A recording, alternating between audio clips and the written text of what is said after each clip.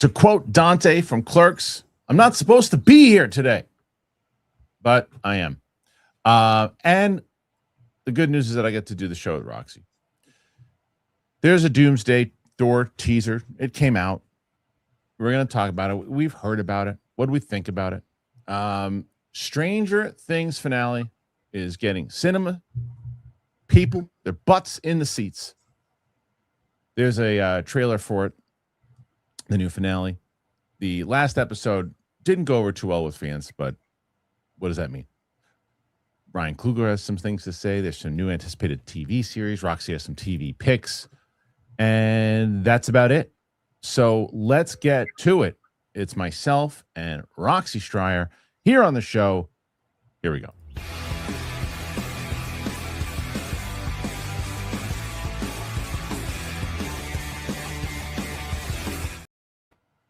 What's going on, everybody?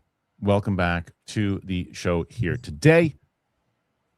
On the show with me is the one and only Roxanne Stryer. Hello, Roxy. How are you?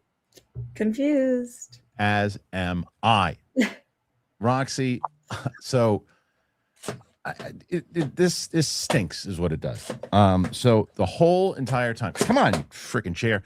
Whole entire time that I am going through the holidays and everything, we are doing as little as possible because we're like, nobody can get sick. We can't. Nobody can get sick.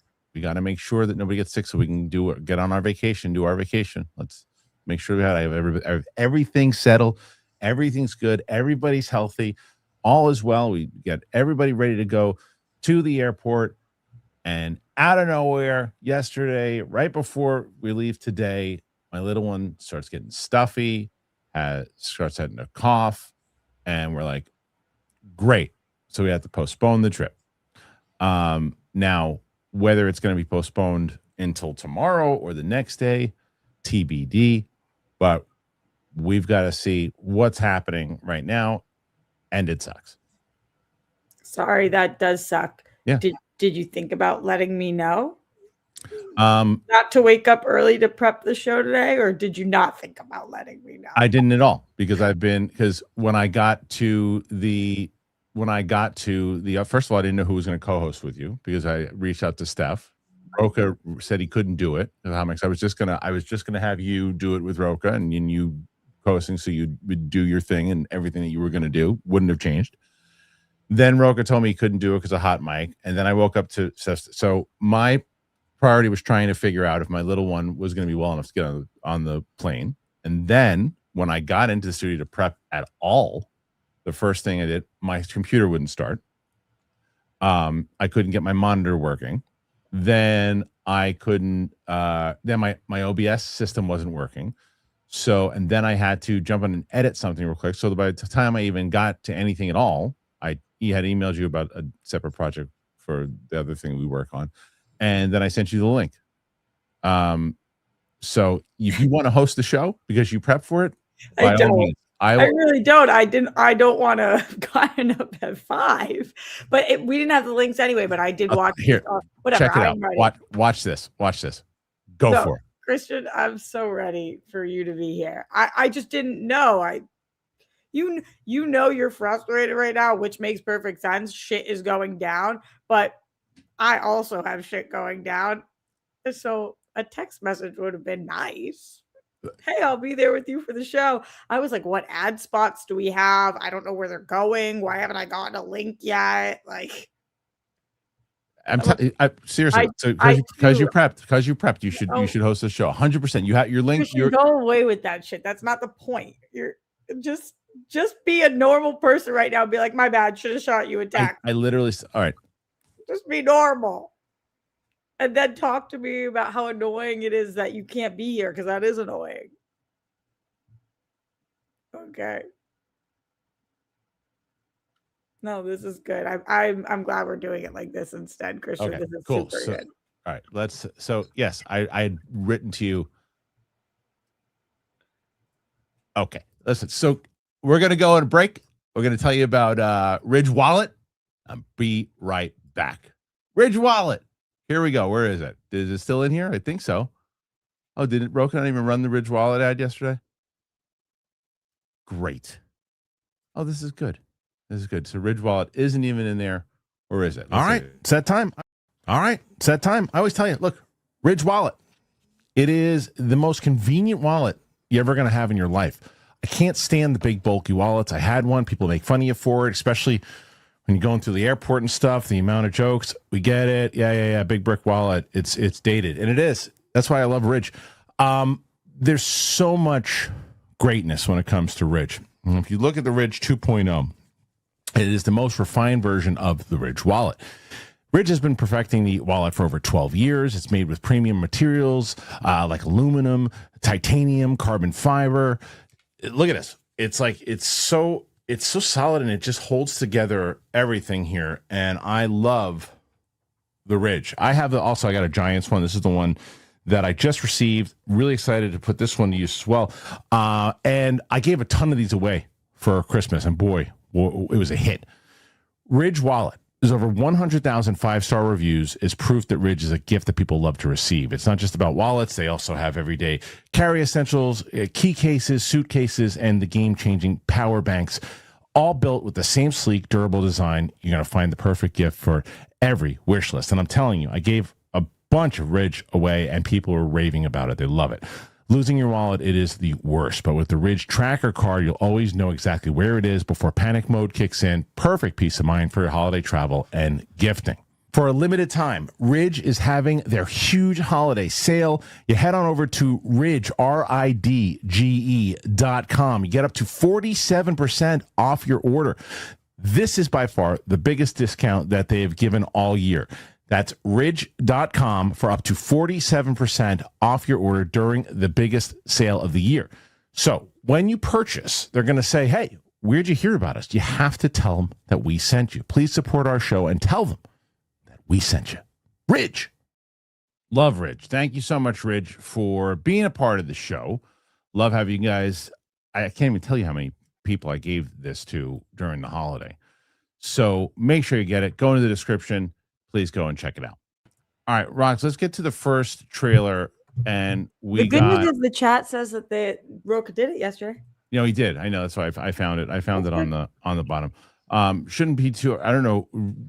Roka had 24 yesterday, so we should be able to top that today. I think we can. Hell yeah! Obviously, we're not above Jack Bauer, but 26. Sorry, 26, not 24. So, my joke doesn't work anymore. No, I'm sorry, but we're at 8 thus far. So I think we'll do it. So let's get to the first, and that is, of course, the big teaser that dropped, and that was Avengers Doomsday, the Thor teaser. We knew it was going to happen, and people have been, there's 4 versions of this thing. This is the second one. Following its debut in cinemas past Friday with the second weekend of Avatar, Fire and Ash, Marvel Studios has now officially premiered the second of several teaser trailers for Avengers Doomsday. This one focuses on Chris Hemsworth's Thor, who is praying to his late father, Odin, in the middle of the forest. We also glimpse scenes of him with his adopted daughter, Love, who he kisses goodnight. The release confirms that Marvel will stick to its plan of releasing new trailers in cinemas on Friday before going online the following Tuesday. Third trailer hit cinema this week. It's confirmed to involve the X-Men with Patrick Stewart, Ian McKellen, James Marsden. Fourth trailer is rumored to focus on the Wakandans and the Fantastic Four. Avengers Doomsday is currently slated for the release 1 year from now. Roxy, did you get a chance to check out this teaser? Hell yeah, I did, Kristian. Good. Nice. It dropped this morning. So, and I really like the tone. Did I forget? You like Love and Thunder, though, right? No. You didn't like Love and Thunder. Okay, so Steph that liked Love and Thunder. Right. Okay. She did? Yeah. No, that did not work for me. It's not good. The Saturday Night Live version of Thor did not work for you? That did not work for me. Okay. No, that was. So did you like seeing the more serious kind of yeah Thor? Yes, right. I do. I do. Listen, as a whole, I'm kind of curious about this marketing strategy to see if this works for Marvel. It's interesting that we've decided that what we're doing is we're dropping it on the Friday in theaters before Avatar, and then on the Tuesday of the next week, it's getting released on YouTube. We're doing that with 4 trailers. We started with the Steve Rogers one, with who knows if we would have started with that if it hadn't been for the leaks, but there was. Now we've gone to this Thor one. Next week is supposed to be the X-Men one. So we'll see if this is something that actually gets more butts and seats. It certainly is causing a decent amount of buzz. The first trailer has 14 million views online. This one had 1 million views within the first hour. So it seems like it's a kind of interesting and cool strategy, despite these trailers being, and I don't mean this as a dig, but like slightly lackluster. It's not really a trailer. It's just kind of like character pieces. So I'm curious, what do you think, Kristian? Do you think that these are working for them? I do. And so my opinion has kind of changed because what this is in my mind has changed. Like initially I thought, and I was very adamant about it and I stick to it, that if it was an actual trailer like we're accustomed to, the teaser trailers, I thought it would have been a mistake to just make that exclusive in the theater, because as this has shown, they got leaked all over the place. And the third one and the fourth one have already been leaked all over the place. Have you seen them? I didn't see, I saw that they'd been posted on Twitter and I go right past them. Me too. Me too. Because I react to them and I want to see them and I want to see them in better quality, but I know that, but they're out there. They're all out there. So what I had said was, why these are gonna be leaked? Like, what are you doing? What that when I thought it was a trailer. Now, the intent of what these things are, as we said with the first one, was Chris Hemsworth or what's his face? Chris Evans is back. Now is to let everyone know that then the casual fan, you like Captain America, that guy, he's back. And this is somewhat intended to do the same thing. Thor, that guy, he's back. But this is also for you and I, who didn't love Love and Thunder, to say that guy that you used to like, he's back too. And that, to me, what it does is and gets the buzz in the theater and all that. It does. You're 100% right. It gets people talking. It gets the conversation going. This isn't meant to be trailers. These are all marketing tools. It's all this is. And the marketing, as a marketing strategy, the chairs, it's working. You think it is? And how will we gauge that? Well, it's hard to say, right? It's a perfect question. It's a great question. And you could say, well, Avengers Doomsday was going to do well opening weekend, regardless if you did this or not, right? So if it has like one of these massive, huge, big weekends, you say, how much was the marketing really part of it? But then the flip side is, there's so much interest in it already. And I think that the conversation has changed where it's like, oh, nobody's even really talking about the Avengers as one of their most anticipated movies. It's the one the most that's coming out next year. With Odyssey, obviously, is coming out. And what are the first two you think about when you think of movies? This, Spider-Man, and the Odyssey are the first three you're going to think of, because they're the ones that are being talked about right now. So as far as success, I think we need to see trailers. I think we need to see what the buzz is going to be from fans as far as when we find out what a story is, because no one has. Infinity War and Endgame, you had an idea of what you thought the story could be. If you're a comic book fan, you think, well, this potentially, if it's based off of the Secret Wars comic, it could do this, but based off the movies, if you're just a casual fan, you have no idea what this movie is going to be about. Yeah, I guess that's true. I don't know how much they care about their casual fans at this point. Maybe a lot, maybe not a lot. I don't know. And I do think that this is just hard to gauge in general, because like you said, you mentioned the chair thing, which has been pretty divisive overall. I think a lot of people who do what we do really didn't like it. Yeah. A lot for the reason that they had to sit in front of their computers and watch chairs spin around for 8 hours. And that was annoying as F. But people are still talking about it. And there's not that many marketing tools from 2025 that we're talking about. The chair thing was one of the biggest things of the year. So whether that will have any impact on the numbers of this movie or not, I don't know. It could negatively impact it as well, considering that they weren't done shooting the movie when they started announcing all of the people that were in the movie. And now they feel like they have to keep all of those people in the movie, despite whether or not that services the story the best. I don't know. Yeah, it's funny you say that about the chair thing, because again, my thoughts on that, I was like, what, just this chairs? Like, what are we doing here? And then not only was it highly watched, people were talking about it, even on a looking at my own stats. Winston and I did a live stream to that thing. It is the highest watched live stream that I have. Like, I'm not surprised because people wanted to watch that with people as opposed to Right. sitting by themselves watching a bunch of chairs spin. Yeah. And the fact that even Kristian, like you call it the chair spin, and obviously know exactly what you're You talking know exactly about. what I'm talking about. Every Yeah. person in the chat knows exactly what you're talking about. Right. There's not one person who's like a big movie buff who's like who hears the chair spin doesn't know. Oh, you're talking about the Marvel thing. That's crazy. Yeah, Like, it's smart. It's so I think our question is answered is it there's two different things, right? It's like, is it good marketing? I think we both would agree it's good marketing. yeah. Like as far as acknowledgement of product, right? That yes. Now, this is what I keep telling people because when we were talking about Avenger when the first one dropped, and there were tons of comments in here about, oh, it's just nostalgia drop. It's just it negates everything they did in Endgame and everything else too. And I said, you could be correct, but you don't definitively know that yet. Right.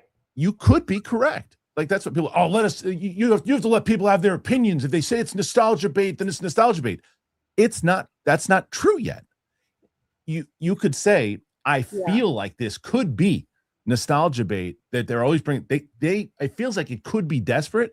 I think that's fair. Definitively, this is desperate. You have not seen the movie yet. You could be right, but you haven't seen the movie yet. And that's why when you see Thor, you see everybody else. Is it a continuous story? Remember, the Russos weren't even coming back. Right. And then they did. That could be now it might have been desperate to bring them back. Very well could be. Again, you've got to see what they do to fix before you can definitively say that. That's my opinion. Do you have, I completely agree 100% with what you're saying. Follow-up question to that. Do you have concerns that it is nostalgia bait? Of course. You of do. course. I mean, not as much as everybody else, but it's got to be in your head because it's like, okay, they did Infinity War. They did Endgame. Those are the most successful comic book movies of all time as monetarily. And then after that, whether the movies and shows have their fans, most people would agree that it lost it lost the oomph. It lost the oomph. There may be a couple movies hit, a couple things, but for the most part, the MCU and the amount of stuff that they did lost the oomph. And so they had other people. They lost their vision of what they were going to do with Kang and everything else too. And it started to, fall apart in a certain aspect. So you could look at it and go, well, what do we do to save it? We got to go back to everything else that they love. Let's get the old crew back together. Let's get the old directors get back. Of course. And you say, okay, and they're going to bring Downey back to, there's a face everybody loves. Right. Of course that fear could be there, but it also is, let's say that the nostalgia factor is a big part of why they're doing this. But they also, within that strategy, find a story that works and find the emotional beats and character beats that work. Who gives a shit if the original intent was nostalgia bait, if they can actually deliver on a good story? We don't know the story yet.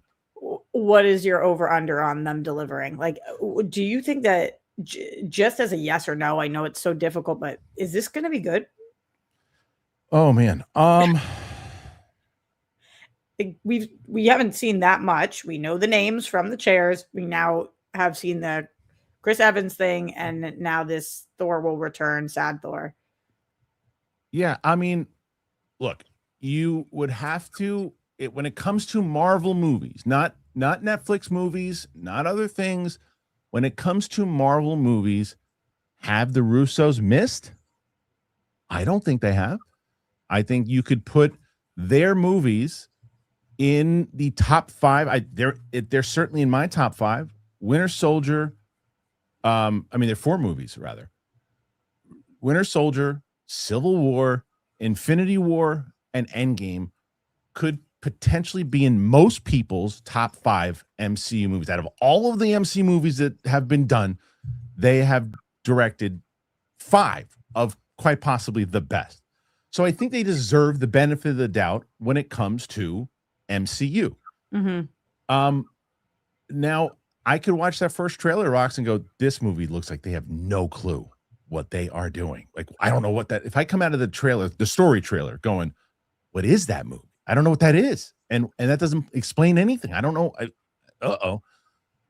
then my percentage of is it's going to be a good movie could go down.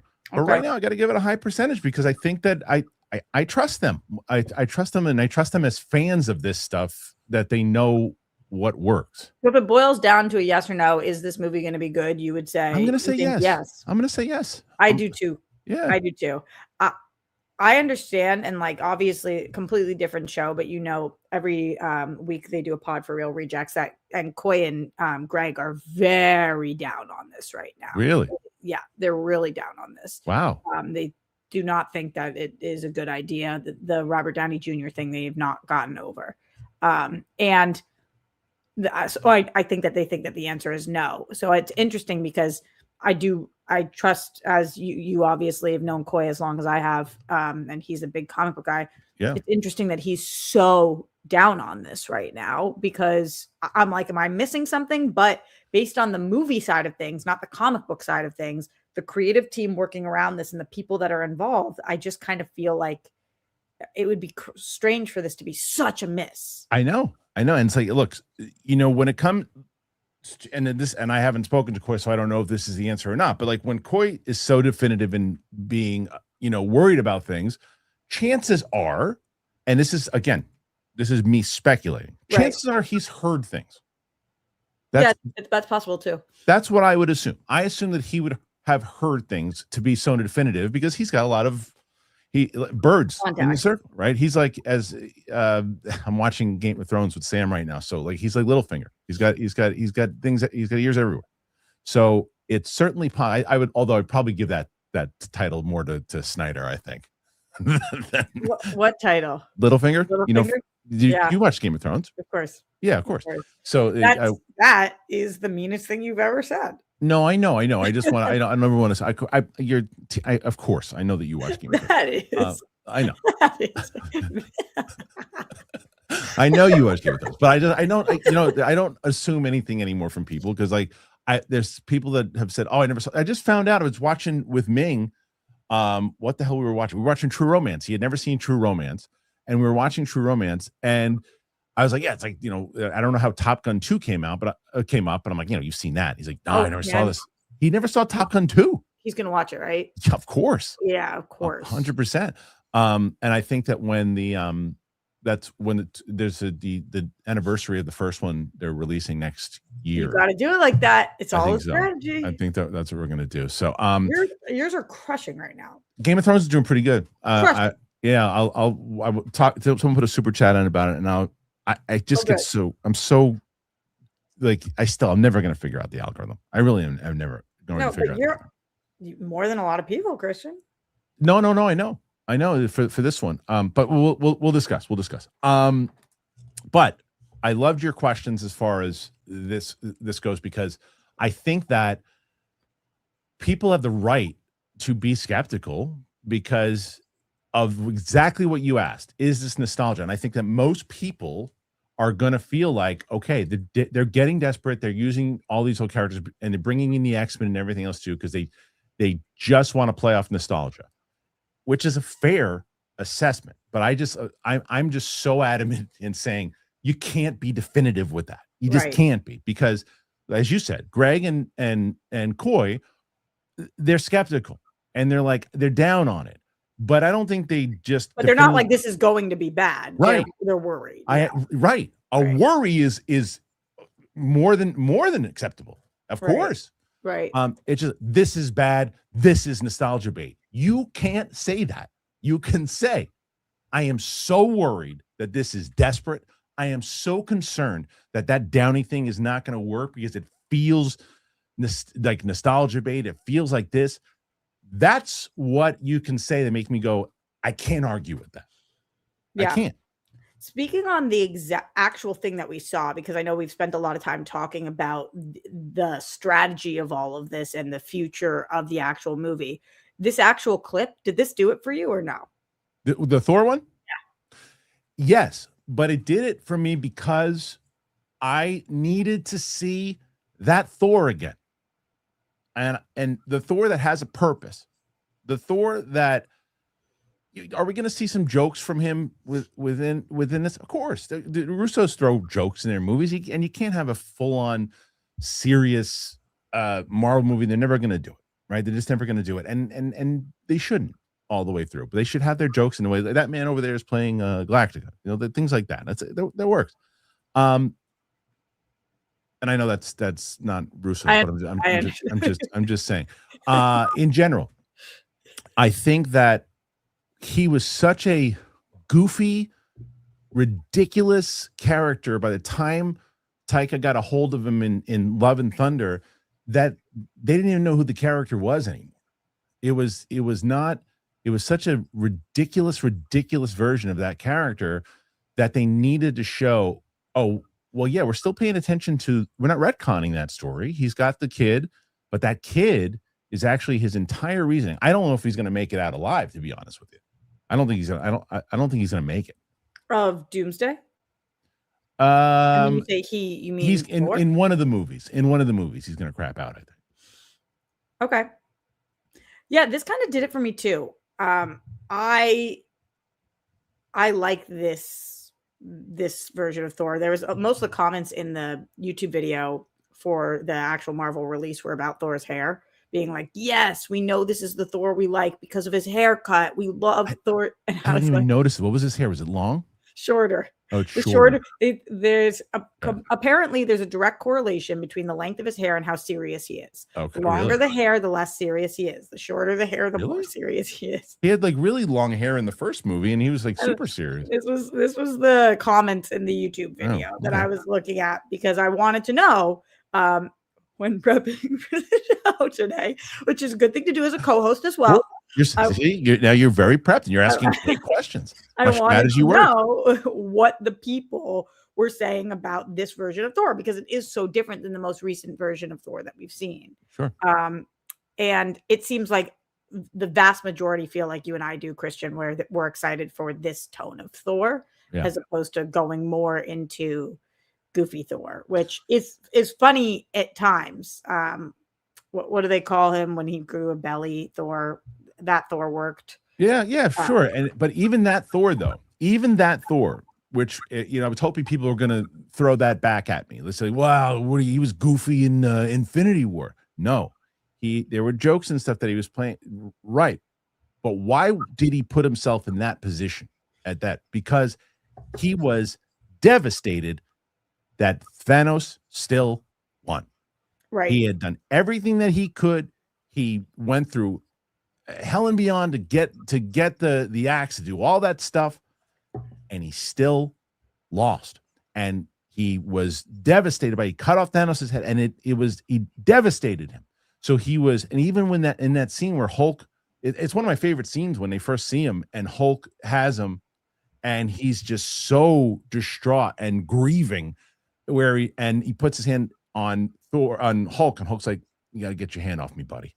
Right. And it's because that there's so much pain there. So eventually when he does get back to being Thor again at the end, it all works together. And by the time you're in Love and Thunder, it's like you might as well have just put Andy Samberg in the role and give him a long wig and let him play the character. Yeah. I don't know that I disliked it to the extent you did. I just was sitting there kind of shaking my head watching it like, yeah, what are we watching? Yeah. Yeah. And I love Taika, but I will say Taika sometimes is hit or miss for me with his TV shows.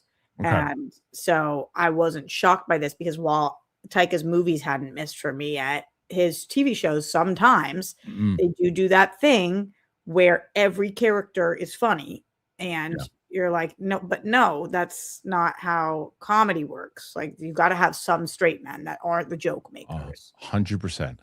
So this was effective to me. I think more so than the first one. I think the first one, well planned out though. The Chris Evans one? Yes, because that's just to say, hey, look who's coming back. This one is, hey, who's coming back? And the tone is different. The third one, from what we know, we already know what the next two are. The next one is the X-Men, where you've got the old school X-Men, and there's more focus on those characters to show everybody, hey, if you were a fan back in the day of the X-Men, look at that. And they're going to be back too. With all those chairs and everything. Now they're back. And so you're playing basically on what Deadpool and Wolverine did. And then the fourth one, which is a curious one, and Jeff Snyder had reported on this on Hot Mic, that it's going to be Fantastic Four and the Wakandans, which I think is an interesting strategy as well too. I'm curious to why they didn't do that one like third, and then X-Men fourth. But who knows? The X-Men one's definitely the one I'm the most excited for. Right. So maybe there's something going on in the fourth one that we haven't thought of. I don't know. Also very, very possible. Nonetheless, I think that the marketing strategy has worked.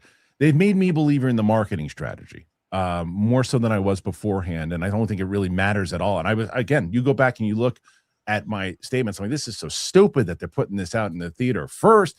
That's when I thought it was a traditional trailer. The way that they're doing it now, who cares if they get leaked? I'm blowing my nose. Right.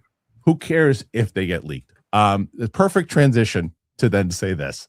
What do you think about these trailers? What do you think about the way that they're putting these out? Do you think it's worked? Do you think it's effective? Put your thoughts in there and let us know. All right. Roxy, I tried to wait, but we almost had Snotgate, Kristian. It would have been a nightmare. That's okay. I mean, it would have been really bad. Well, what's not bad is that you are one away from tying Roka. Look at me go. What?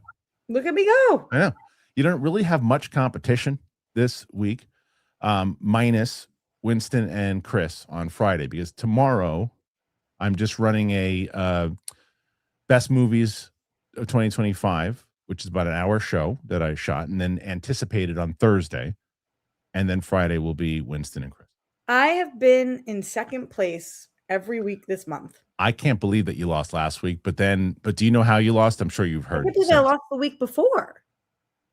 I lost by like 2 the week before. But last week you had 156. I thought it was I thought it was done. And then Mike got 216. He said, this is the only thing I know, Kristian. When I said, I mean, holy shit, that was my text response. And he said, it got spicy. Yeah. Did he show Nip? Well, I mean, not necessarily, but we started talking about whatever it was, and then somebody put the name, which I'm very curious. Do you know who Brandy Love is? I saw the name in the chat earlier. Is it a porn star? Yes. Okay. So Brandy Love was mentioned, and then the Pandora's box was opened. Then a conversation about porn stars began for the next 45 minutes to an hour, with every commenter giving their favorite porn. It allowed them to say, "Oh, I found my people," and they started to tweet in about it or tweet in about it. Who found their people? Porn lovers? The chat. The chat said, "Hey, we're all here together." We did, and there was tons of support for adult film stars. Were a lot of them OnlyFans girls or no? Not the ones that I heard of. The ones that I was familiar with quite a few, and there was one that was mentioned that started to get the pile on for more super chats. And that was Brandy Love. No, it was Penny Barber. Oh no, I don't know. See, This might make me so lame, but the only women that I know are OnlyFans girls. I don't think that makes you lame. I think that shows the product of time. Of where we are today, because I saw some people right in the, look, Roxy, we just start talking about it now, and you've already surpassed Hiroka now at 28. So just with that, just by bringing it up, and Mike was thinking that I should start interviewing them, and I was like, well, I don't know how good of an idea that is. It's an amazing idea, and I actually have thoughts on that I will give you offline. Because listen, it's a matter, if it's virtual, I could probably get away with it. But I don't think most of them live. That's what I'm saying. Yeah, most of them live in LA. Virtual is great. I mean, it could just be like a once a month thing or something. But I know, I'm sure if you put it, interesting. Yell Teagle, do you remember who that is? Yes, yes. She used to do a show where she would interview porn stars, and it probably was one of the highest rated shows on the internet. It was really interesting. On the yeah, it crushed, and it also was very interesting. Of course. Oh, make no mistakes about it. We interviewed. It was Jenna Hayes when we had her on the show at the Old Schmoes thing, and it was me, Ellis. I can't remember who else was there, but I know that Andrew Santino was on the show with us, and it was one of the. But she was super interesting, really, really nice, Usually so nice, so nice. It was I think people are also don't understand if you do this, what you and I do for a living, and talk to people, no matter what the profession is, you're not going to start being a complete filth bag when you're talking to these people. You're going to talk to them as human beings. Yeah. Yes. Yeah. We on DJ's show, Only Stupid Answers. Yeah. He asked me when the strikes were going on. Remember, I couldn't talk about TV or movies, and so he was like, "Let's diversify and talk about all different forms of entertainment that we haven't talked about before." Sure. So he was like, "Do you know any OnlyFans girls?" And I was like, "My friend Zia Anderson is an OnlyFans girl. If you don't remember who that is, Kristian, she hosted Marvel movie news with all the guys after you put together the original panel. Somebody left, but Zia was hosting with Koi. She was the girl that came on it. She's a gangster Marvel fan, and she started doing OnlyFans, and she just bought her and her husband a house. She's like absolutely crushed." This shows you how old I am, though, because I always thought OnlyFans, and maybe the answer is it's both, but like I thought OnlyFans was like, okay, you want exclusive pictures of me, at the beach wearing a really, short bikini or something. It's that. It's porn too. Bikini. I don't know. Short bikini is amazing. The bikini was super short. Super short. I don't even know where. You don't even know where it started. So it depends on the girl. So some OnlyFans girls don't even go nude. It's just like hot photos and chats where they'll chat with you all day, like your girlfriend. Like, what are you up to today, baby? Right, because I remember like Drea DiMatteo had started an OnlyFans, but she's not doing porn.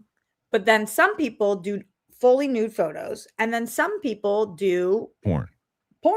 Oh. Yeah, but like all different styles, like mini clips, like shot, well lit, all different stuff. So they kind of took over. It's essentially what YouTube did for like the entertainment industry too. Like it's so funny because how this like it's relevant, but still the fact that we got there is hilarious. And everybody would know this guy. There's a guy that does YouTube videos, and he's very educational. He does videos for like, kids can watch them and everything too. And my youngest one started watching Mark. How the hell's his name? He does stuff with like science and other things too. Okay. But my point is, I was watching his video today, and he's got 15, 20 million. Netflix picked up his show. It was so much of Mark. Yes, that's it. Mark Robert.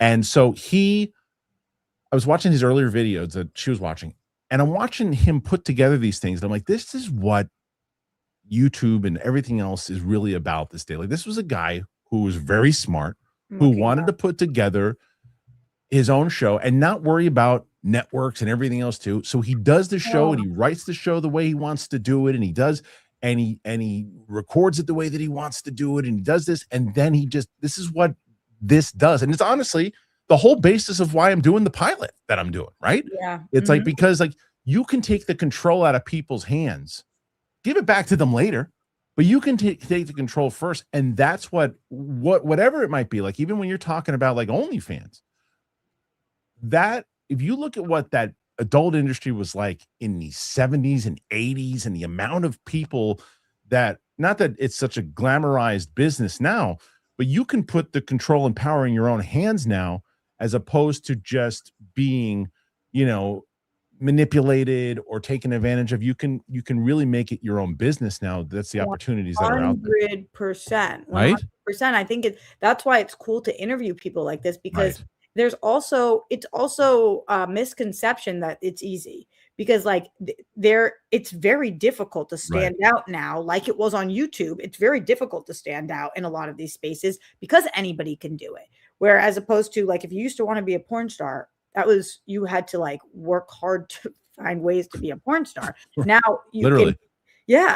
And now with OnlyFans, and like a lot of our friends have that brand army thing, Jen Sturger, Mike's Shannon, like they all have, which is that was brought up last week, by the way. And you know that she does not let him see exclusive peeks on this stuff before it's released. Really? It's absolutely hilarious. What does he think about that? He goofs about it, but he's like, I don't even get a peek. I don't get anything. A peek. I mean, they're both so hot. And I don't believe either of them go nude. I actually don't know, but because I don't subscribe. I should because I should be a supporter. But I also how do you feel about that, Kristian? Like, I don't subscribe to any OnlyFans or any brand armies, but I do subscribe to Jeff Snyder's newsletter. Sure. And I wonder if this is the equivalent of that, where like our friends are hoping that we subscribe. But then I'm like, but do you not want me to? Is it weird because you know me for me to support your photos, or is that normal? I think it's different for you than it is for me. Okay. Like, yeah. You know what I mean? Like, definitely for sure that. You know what I'm saying? Like, so like if you like, so using like Jen and Shannon as an example, right? If you started supporting them and their pictures, or even liking certain pictures that they have, I do. I like all of them, but I'm like, should I pay for this? Because I'm happy to. But sure. And I couldn't do that for a myriad of different reasons. Yeah. But that is part of the double standard, and look, sometimes I think double standards are double standards for a good reason. I really do. So it's I don't think that you would have a problem, and it's not gonna be weird for you if you did. But do you think that that's the right thing to do? Like, should I? Not necessarily. As long as you're looking at certain things, I don't think that you're required to join them. I just want to be supportive. Of course. I don't know the best way to do it sometimes.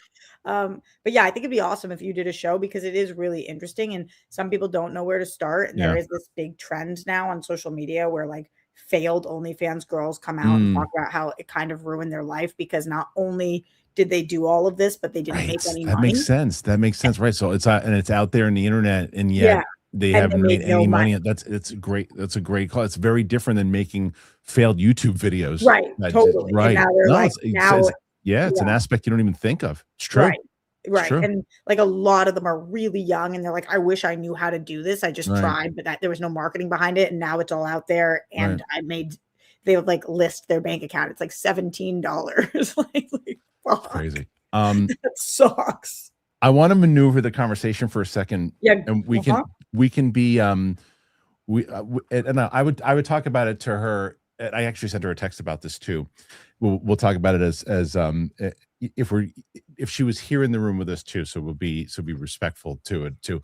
You and I were both virtually banging our heads together, listening to Neil deGrasse Tyson talking about UAPs and UFOs with Katie Sackhoff on her show.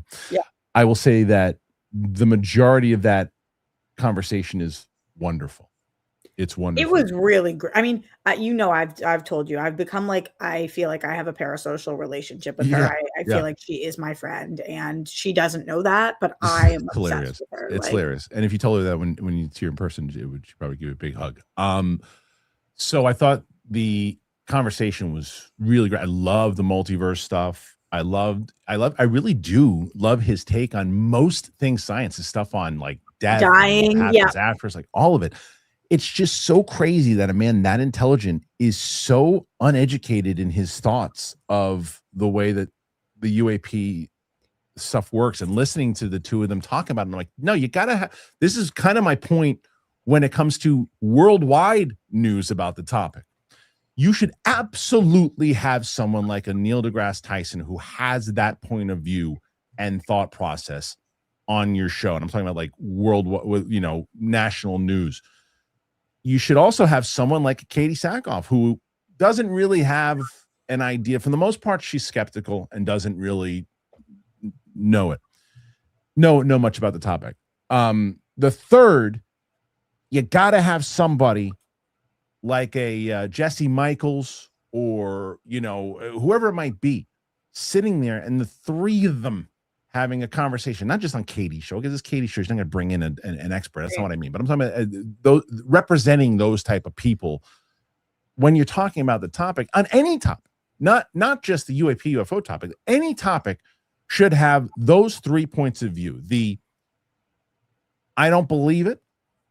The convince me I don't know what it is. Maybe I could hear both of your sides. I don't know. And then the person that believes it.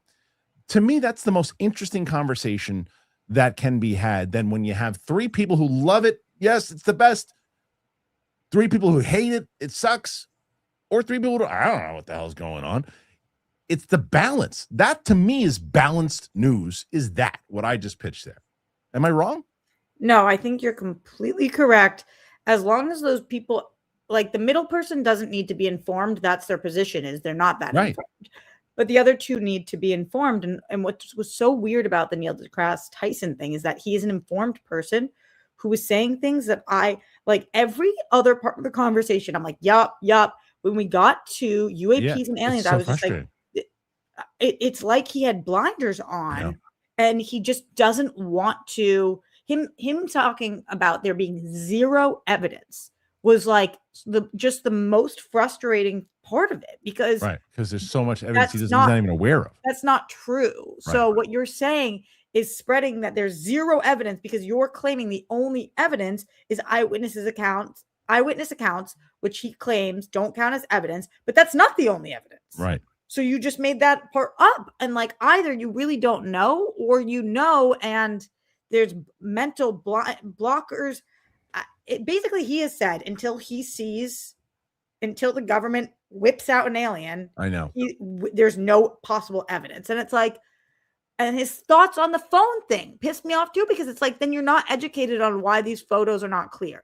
Right. You're not educated on that. Right. Exactly. Like, especially, that I'm glad you brought that up. So people who don't know what we're talking about. So he's talking about how it's okay. He's talking about basically the fact that everybody has his point of like, everybody has one of these, and yet we have no footage of anything. It's like, for a scientist to say that, in where you've heard the theories of what these things particularly could potentially do, whether you believe it or not, right? You should be open to, look, maybe the reason why these things aren't picking up is because of, again, he was talking not 10 minutes ago about time and space and manipulation of space and quantum physics and things of that nature. That what's this going to do against quantum physics? And people bending time and space. What's that going to do?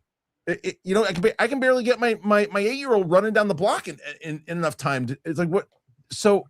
And not to mention that we know that there are photos that are classified that we can't see. And Ryan Graves says, anyway, you and I could go on and on about this, but oh man, I was texting you. I was like, you were. It was true. I would recommend to people, though, whether you maybe on the side of those two, you watch it for that. But the interview is wonderful. It is absolutely really a conversation that should be listened to from both Katie and Neil. You should check it out. Yeah, I agree. All of her interviews, and she's gotten better and better. Where like I do think the best thing she does is she is curious. Yeah, she's super. That's why she wanted to do the show in the first place. She wanted to get to know people. That's my homie. She doesn't know. Yeah, but she's I'll let her know. I'll let her know. All right. So let's move on. Roxy, currently at 32. You are in the lead for the week. Let's go. Can we get you to 100 today? That is the question. That's always the goal, right? It's always the goal. But sometimes you get past 100, and guess what? Then there's a whole conversation about porn stars that takes you out of the running. It's the truth. Second place all month. I know. All month. Crazy time. Now, there's some other things that have been going on over the break. So Stranger Things, I need to pause you. Yes. I've only seen 1.5 of the new episodes. Great. Okay. It's good to know. So you've seen 5.5 of 6. Yes. I have seen 5, 6 and half of 7. Okay. So in the chat, I'll kill you. Well, I know that the one thing that I will say is that what I've known, well, let me start with this. Do not. No, I'm not going to give you any spoilers. I did reactions with Sadie on episodes 1 through 4. They did the fourth one did very well for us. And then for some reason, Netflix decided to just not only just demonetize blocked them entirely. Couldn't get an answer as far as why. A couple of channels that has happened to. There are a few channels. So frustrating. There are a few channels that it did not happen to. So I decided, instead of putting the work into that again, and then it happened again, I just didn't do the reactions. So I watched them on my own. On Christmas. It was on Christmas. I wasn't about to come in on Christmas with the thought of that happening again. My wife was going to take time out of her schedule to do it. And then the real topper was that my daughter came to the two of us, and said, "Hey, I really like to watch that with you guys." Oh. And so we were like, that's it. So we decided we're just going to watch the episode. So, and Cute. my wife shakes fist that we had my wife's nephew. So I guess my nephew-in-law was visiting us and stayed and was watching it with Your us. wife's nephew. Isn't that just your nephew? It's nephew-in-law, I guess, right? If Well, I mean, like my sister-in-law, my nephew-in-law, it's the same, isn't it? your sister. Her nephew. It's her nephew. It's her sister's kid. Yeah. So That's it'd just be your nephew. but she's my sister-in-law. Yeah, but it's just your nephew. Okay, fine. So my nephew is sitting there and he's watching with them. And then so we get through episode 1. The next day, I was supposed to get my car serviced, Roxy. So at like 8 a.m, so I knew I had to wake up super early to do something in order to get out of the house and all that. And then we knew we were having that big snowstorm. So I also knew I was going to be out in front of my house shoveling. Oh, yeah, you guys got slammed. I forgot. Yes. Yeah, so about an hour, I knew it. So I'm like, you know what? I got to go to sleep. So we watched a little bit of episode 2. I'm like, all right, guys, let's turn it off tomorrow. And my wife's like, I'm finishing too. And then my daughter and my nephew are going, yeah, we want to finish it. So I'm like, the hell are you guys? I'm going to sleep. So then I was like, okay, at least I'll catch up on 2, or 6, whatever the hell it is.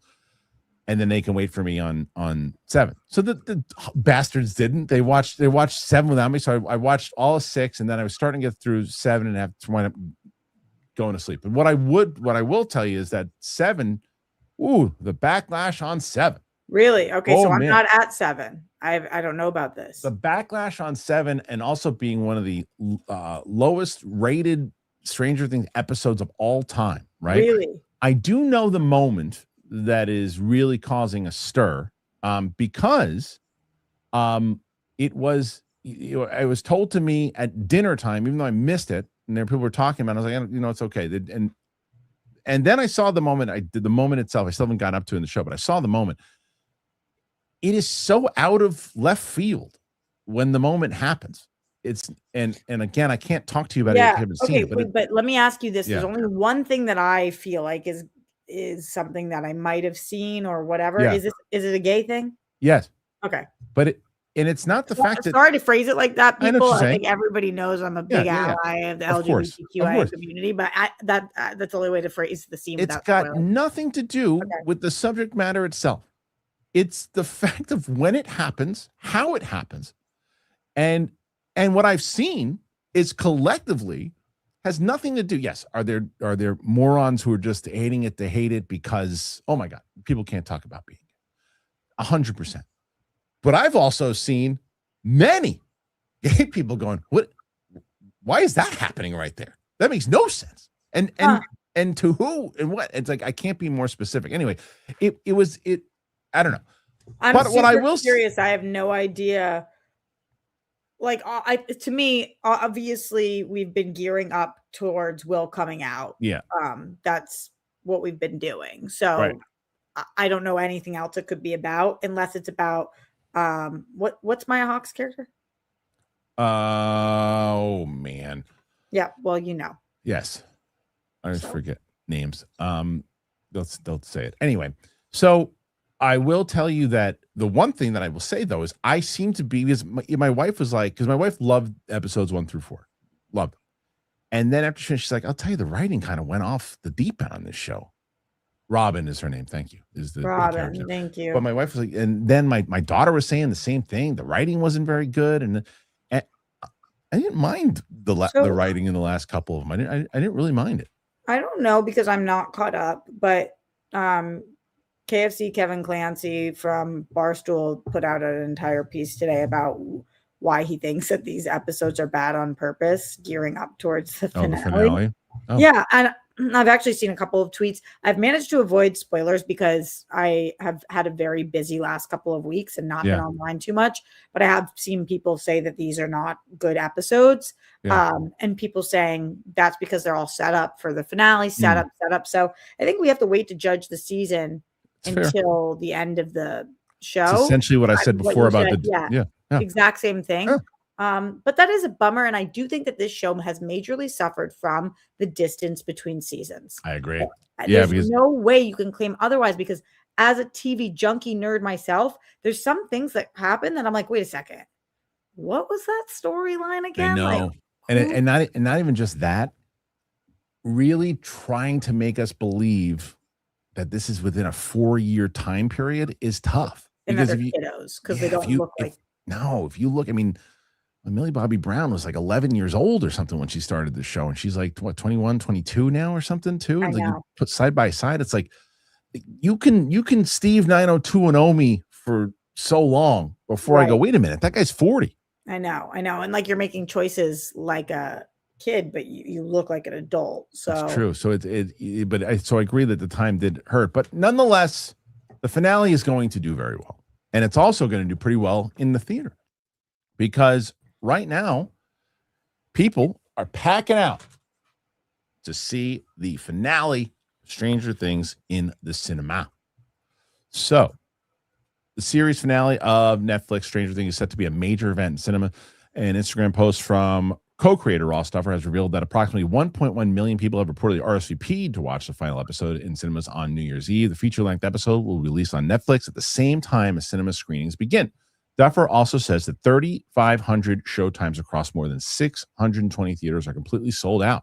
He adds that he and his brother Matt Duffer, his co-creator, would be attending a screening or two in Los Angeles. The series itself recently crossed 1.2 billion views and has reportedly contributed more than 1.4 billion to the U.S. economy. It also comes as the second to last episode featuring a major coming out scene of a character has been review bombed on IMDb. The episode has scored a 5.4 out of 10, the first episode in the series to drop below a 7.8 and the most in the high 8. So the number of votes for the episode has doubled out of any other episode in the season. In addition, huge surges of thousands of 1 out of 10 votes seem to be coming from countries who've never much voted before in the show. Reviews for the season overall have been very mixed. A lot of criticism throughout the run over the writing and acting. Even the aforementioned coming out scene has been heavily criticized for feeling forced and mishandling a moment that had been built up for years. That's where I stand on it, more so than anything else. It just felt forced from what I saw. And like I said, I saw that on the Instagrams, that part of it. But I know I'm farther enough into that episode where I know exactly where it happens. Okay. Yeah, I'll have to see it. I mean, like, I don't think anybody who's watched the show will think it's surprising that it happened, because you would have had to have been blind. They've been leading up to it. So I kind of wondering, how did they botch that so bad that people think that, because that's kind of crazy. I feel like you'll feel the same way. I'm curious. Yeah. And it's interesting because we are living in a time where there's a lot of great queer media, especially like, have you been seeing all the buzz for Heated Rivalry? Which I have. I haven't seen the show, but first I heard about it was from you. Yeah. And then I know that I guess Real Rejects are doing reactions to them too. So they're like performing better than anything that we've ever done. I just did an Instagram post that has 1 million views on it already. Like it's absolutely crushing. Because it's how they handle it, obviously. So it is a bummer anytime that a queer storyline is so botched, because the conversations do get very muddy very quickly about, like, some people just have honest opinions that they didn't handle the storyline well. Right. And then other people accuse those turds. Yeah, it sucks. So I think look, so that's where you run into is the problem is that on one hand, yes, I think that there is a very strong case to be made that you could say, look, there are people who are just, whether they're bigots or whatever else too, going on there and saying, we don't need this in our media. And you could say that those people were review bombing in the same way that you could look at The Acolyte and say that there are a lot of people who didn't like the fact that there were, again, queer themes or people of color in the lead and that stuff too. And it would be accurate. But the problem is, on the same side, the Stranger Things reveal to me feels forced, out of place. And there's a ton wrong with The Acolyte, whether bad stories, the way people were blaming other things, and it was a mess. But if you just say, well, the reason it didn't do well is because people hate gay people, and the reason it didn't do well is because people are racist. It's not with the case of those two shows. It's just not. With one moment, one show. But you have it just gets muddled. it just gets muddled because there's so much, bad shit in the world with people, the way people handle stuff. Yeah, the pressure is just really, unfortunately, for better or worse, I'm only stating facts. When you are writing queer storylines for people of color, storylines for anybody who has been demonized, you have an obligation to be like nail it. Yeah. Because if you don't, it leaves room for such a nightmare. Right. Look at, someone just brought up The Last of Us, the Nick Offerman. That was like the greatest. Handled brilliantly. So well. Brilliantly. So well done. Yeah, so well. Anyway, so let's just jump into TV. Well, first of all, let's wrap up with this and say this. What do you guys think about Stranger Things going to theaters? Are you going to see it in the theater? Do you think that it's going to deliver overall? What say you? Do you think that the finale could, maybe if you weren't happy with the season thus far, that the finale could make it all work well? Now let's stick to TV, because we're going to jump right back into Stranger Things. We're going to start with Stranger Things because, Roxy, it is on your list. Yeah. So let's do it. Stranger Things is on my list of TV picks because we're in the final season. These are the final moments. There's stuff I really like. As I'm watching this, anything to do with Steve, who I think is my favorite character. Yep. He's so great. And the stuff with the emotional beats with him and Dustin, just that really works for me. Yeah. So there's just a lot of good stuff going on, and I'm going to be talking about the finale when it comes out, so it's on my list. Okay, next one. Emily in Paris, man. This show is exactly what it is. It's been the same as it's been from season 1, except this season we are Emily in Rome and then Emily in Paris. If you like shows that are over dramatized about love triangles and sex and relationships, and it's like things that do not pass what's it called, the Brechter test, where every single scene a woman is talking about a man. That is what this show is. Every single scene we are talking about dick. That is the whole show. And for me, rock on. I enjoy it. If that doesn't sound good to you, it won't be good to you. Okay, fair enough. We just mentioned this one. Speaking of shows that every single scene we're talking about dick. Okay. The first season of this has fully aired. 6 episodes. I understand that you might not think you're the audience for this, and maybe you're not. And if this sounds, are you talking to me or you're talking about in general? No, not talking to you. You, the people, we the people, because this is a show that is a hockey show about gay lovers that are on opposite teams that have to stay closeted because they are they're playing professional hockey. They mess around with the names of the teams, so it's like the like Brooklyn Bruins, Boston Rangers, or whatever. So I don't remember if they call it the NHL or what, but it's the professional hockey league in this universe. And they are... It's multiverse NHL? Yes. And it is the sexiest, greatest.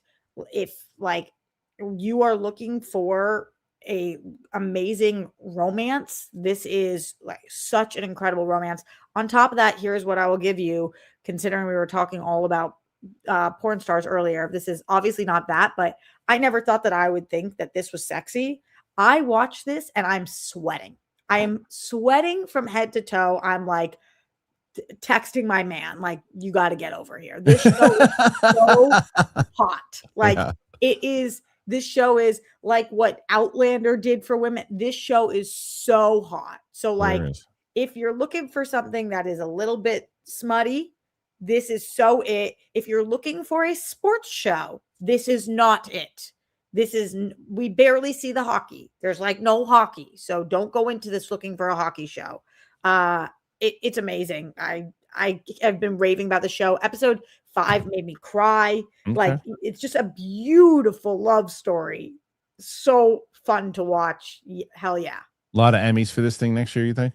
I don't think so, because it is so smutty. And there's not that much storyline. Like it is really well done, but the budget is tiny. And because of that, it's a Canadian produced show that ended up on HBO Max because they must have just known what they had, kind of like what Schitt's Creek did, ending up on Netflix, but wasn't produced by them. So it's very low budget. But honestly, I would be here for it. If it got an Emmy nom, I would like just lose my shit. It's so good. All right. Let's get a couple more. Oh, it's not Emmys eligible because it's Canadian. Yeah, that should count. Okay. All right. I want to talk about Landman for a second. I don't feel like this show gets enough love. This show is so good. And it gets better and better. Billy Bob really carries this, but Ali Larter's amazing. The daughter is incredible. They get a lot of heat because their characters are very over the top, but I think the performances are awesome. It's interesting to kind of know about the oil rigs and laws and whatever goes behind it. It's dramatic. It's funny. I'm super here for Landman. I think more people should be watching this show. It's like a prestige drama that has just missed a lot of people. So I enjoy it a lot. Okay. Last one. Pluribus had its finale. It's season 1 finale. And I think that they really brought it home. I think this is a top 10 show of the year. A lot of people think that it's really slow. And guess what? They're for sure right. If you do not do well with a slow-paced show, then you're going to struggle with this. But to me, they are world building in a way that I am watching like this. And I'm looking for clues and I'm Googling things afterwards and I'm looking at Reddit forums and I want to know more and I want to know about the characters and the relationships and what that little hint could mean and what this thing could mean. And when you're watching a show and you're doing research outside of it, that you're hooked. You're hooked. It's like how I felt about Severance. I don't feel as strong about Pluribus as I did about Severance, but when you're like looking for conspiracy theories about Severance afterwards, that's how I feel about Pluribus. So I'm really excited for the next season, but I also understand why some people have dropped off of the show because it is slow and a lot of our characters are separated. So there's a lot of episodes that are one character, one person, not a lot of talking. So if you're okay with slow pace, then that's the show to watch. Well, there you go. Roxy Stryer with her TV picks. Are you watching any of those? Did you check them out?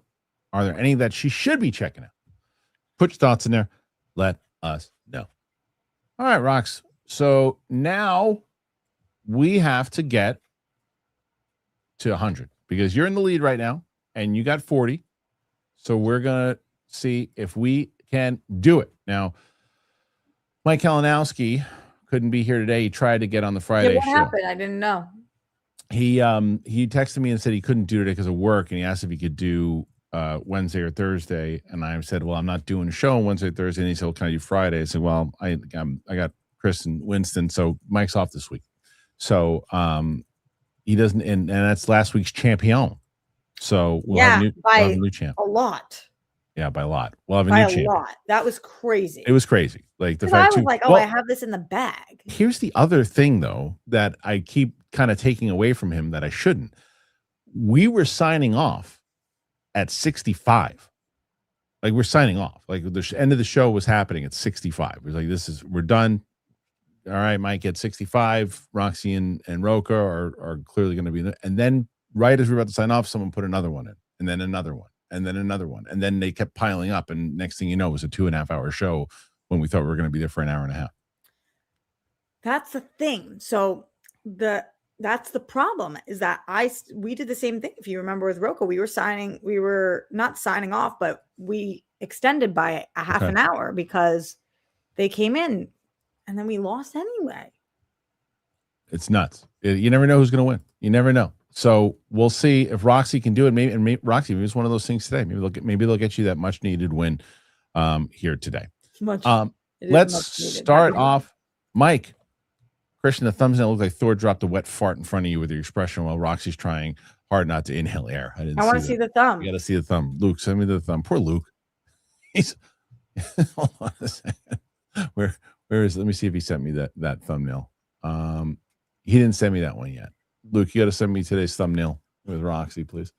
Okay, Johnny Patrizia. I hope you all had a wonderful New Year's. Will you be celebrating? Well, I hope. It's the other thing. So let's talk about it. Let's talk about it. So you're supposed to be out here for a plethora of reasons. I'm supposed to be currently right now. I would have been I would have been in LA right now if I would have got on my original flight. I would be. I don't want to out your plans, but Yeah. you have shows to go to, meetings to take, people to see. Yeah. Like, And there's a there's a potential lot that all of it. things. There's a potential that all of it is in. And I'm sitting at a table at the Critics' Choice Awards that was set to be by a publicist that I've always had shit seats at the CCA, and I finally have really. Oh, I was hoping we were sitting together. No, I'm sitting at one of the tables for the movies, and I'm pretty excited about it. I was supposed to, so we'll see. Are you maybe not going anymore? It depends on how my little one recovers. But I mean, so like you don't. I'm not. I can't leave my wife alone with a sick kid again when she was. I mean, she's the whole. I just can't do it. I just can't do it. So I got to see. I'm not suggesting you do. No, I know you're not. I know you're not. You're just asking me in general. You're not the only person that's asked me that question. So, we had their house sitter. There's a lot, Rox. There's a lot. Plus, I dropped off my dog to the sitter last night for him. It's like we had everything ready to go.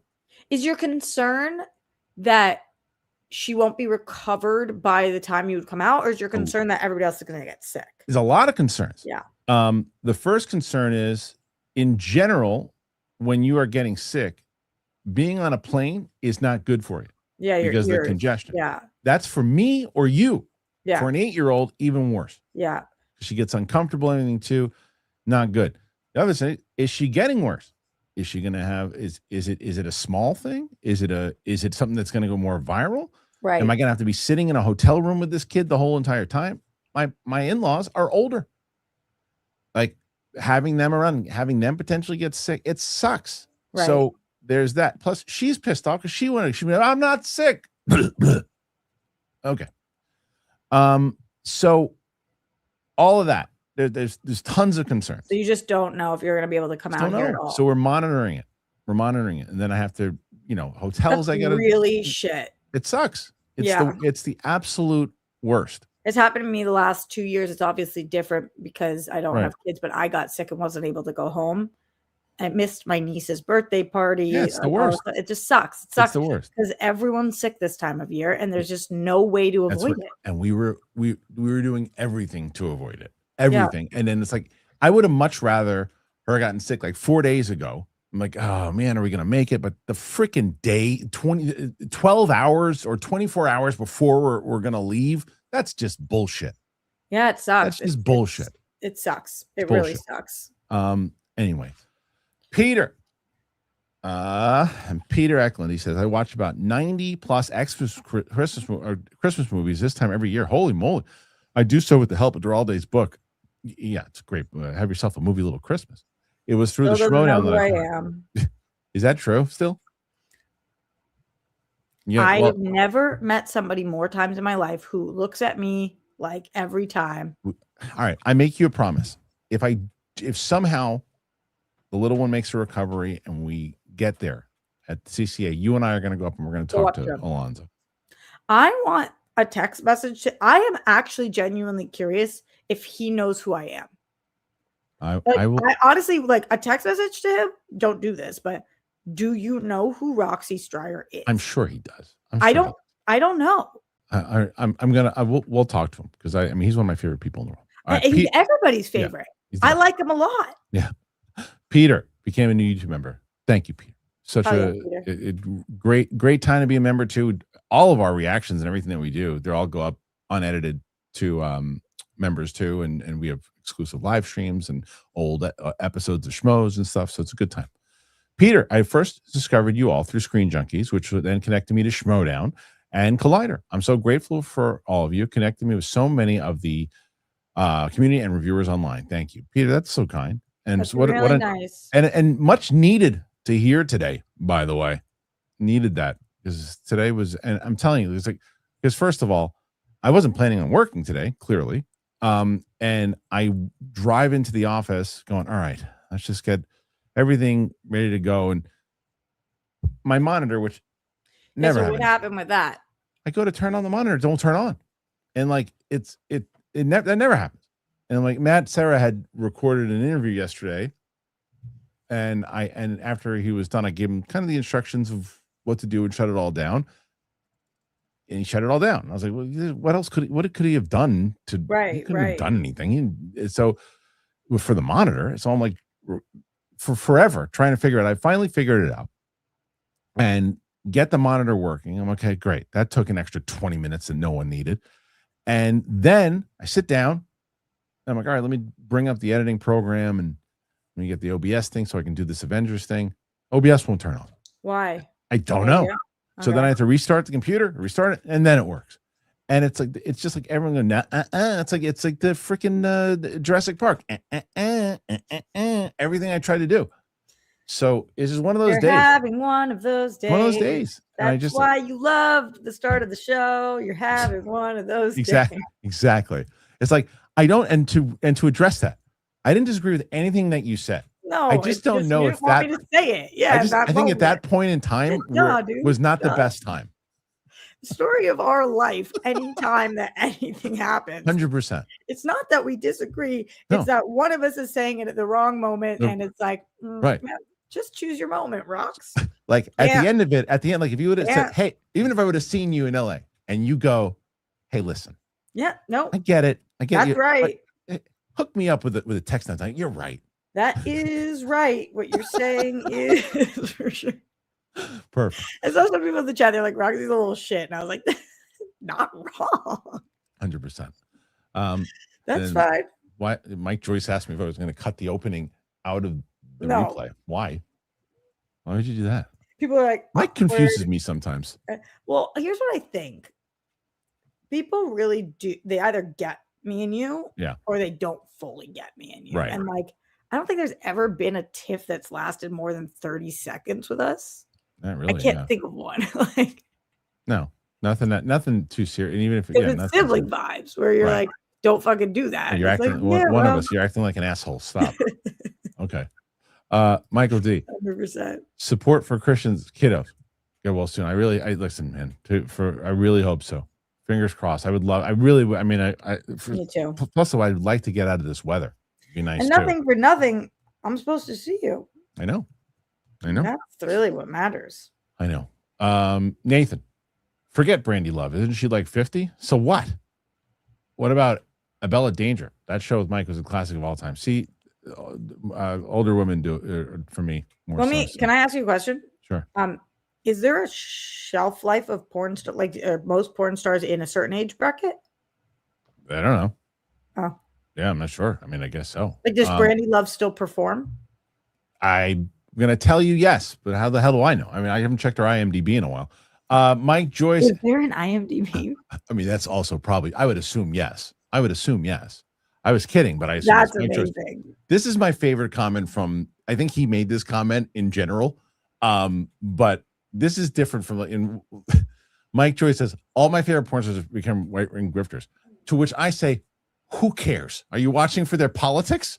I certainly am not. Who cares? It's like, now I know Rocks, when it comes to dating, there's a difference. Okay, someone is so far off of my political point of view, it's gonna work. I feel like some people feel that way, and I can understand it.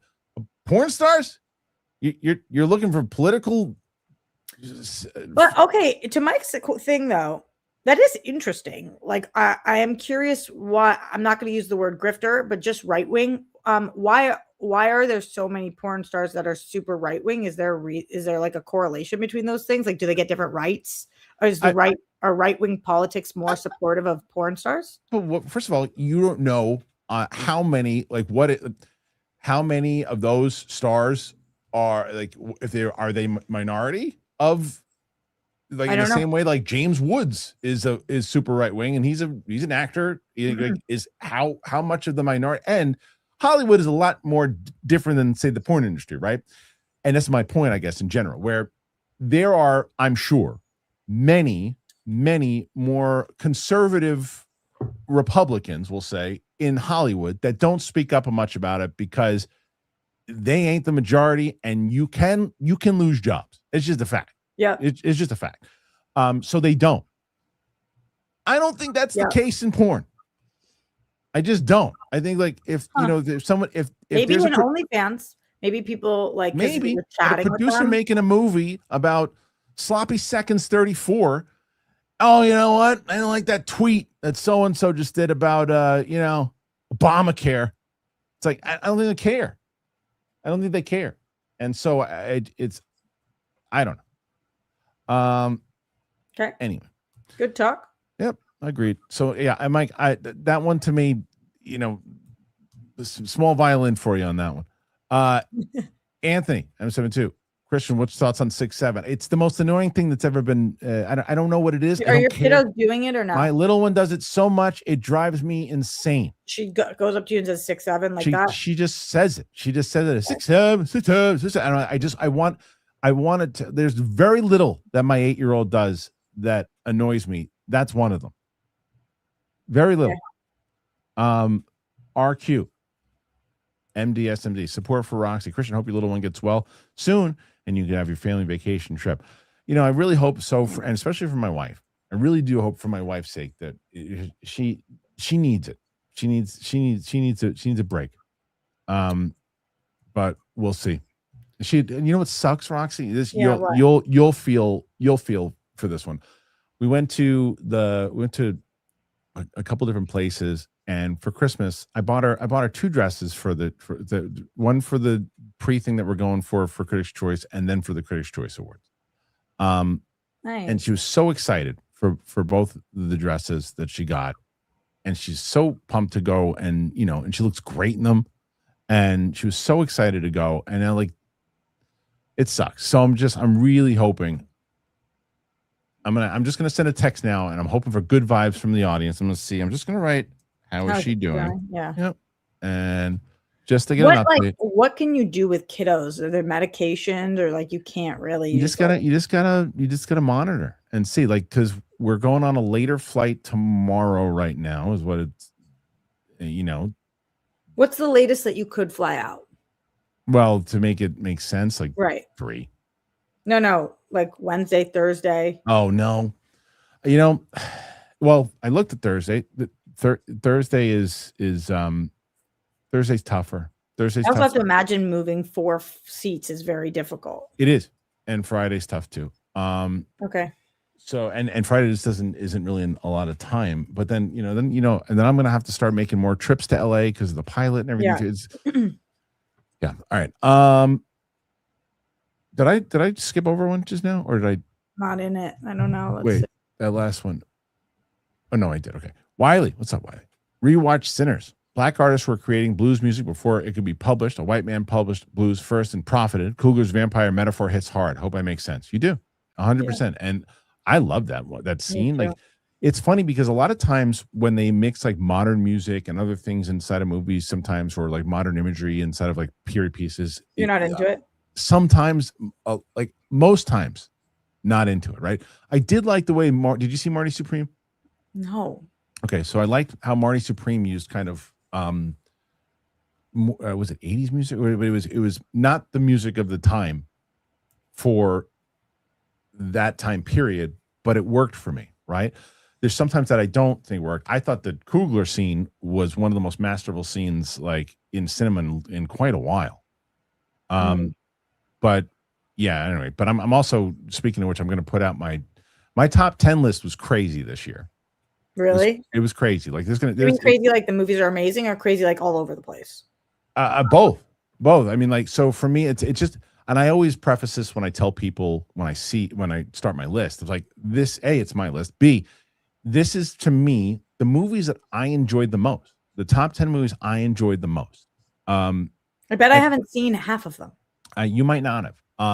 There's some movies that are on that list, and what I've been doing also, which is interesting, is that I go back and I look at my most anticipated from last year and see how many of my most anticipated movies made my list for top 10. How many? 3. Sinners was one of them. I can give you that. Was Superman another? Superman was not on my top 10 list this year. It was my number one most anticipated. It was not on my top 10. I don't even think, to be honest, I forgot to even mention it in honorable mentions. Wow. Most anticipated, I would have told you, 10 years ago, would you have thought that Mando and Grogu would not be on my most anticipated list? No. It's an honorable mention. Yeah. It's an honorable mention. Yeah. So it's going to be both my lists drop one tomorrow, one on Friday. Well, Friday, Thursday. Okay. Mike choice. What's something that's popular currently that you think is overrated? Pluribus. It's Stranger Things for me. I've always thought it was just fine. No, I haven't seen Pluribus. I really can't say. Popular currently that you think is overrated. TV or just in general? What do you got, Ross? You got one? I liked it, but Andor. Oh, okay. I liked it, yeah, but yeah. for it to be people's favorite, it's like the year that everybody's favorite show was Loki, and I was like, yes, yeah, I like both of those shows a lot. I like them too. Yeah. I like them too. There's probably tons of them that I know. I'm trying to think as far as this year that's popular currently. You think's overrated? TV shows, I'm pretty. Oh, what was the one that I saw recently? The movie that I saw that I thought was just. Yeah, but it's smaller movies. I don't know. I'm not sure as far as TV goes. Not sure, but that's a good one from Rox. Mirzam, Roxy, what's your most anticipated series or movies for 2026? Movies are the same as everybody else, but I keep a running list of TV shows that I'm like so excited about. So just a few of them. The Pit, Euphoria, Bridgerton, Paradise, Scrubs coming back, The Comeback, which is maybe my number one most anticipated. Okay. Larry David's doing a new show. Oh, is he? Untitled right now, but I'm really stoked about that. The Boys, Carrie. Shout out to our girl Katie Sackhoff, who doesn't know she's my girl, but she is my girl. Shrinking, Lanterns, Yellow Jackets, Industry. Oh wow, okay, that's a lot. Yeah, those are some of them.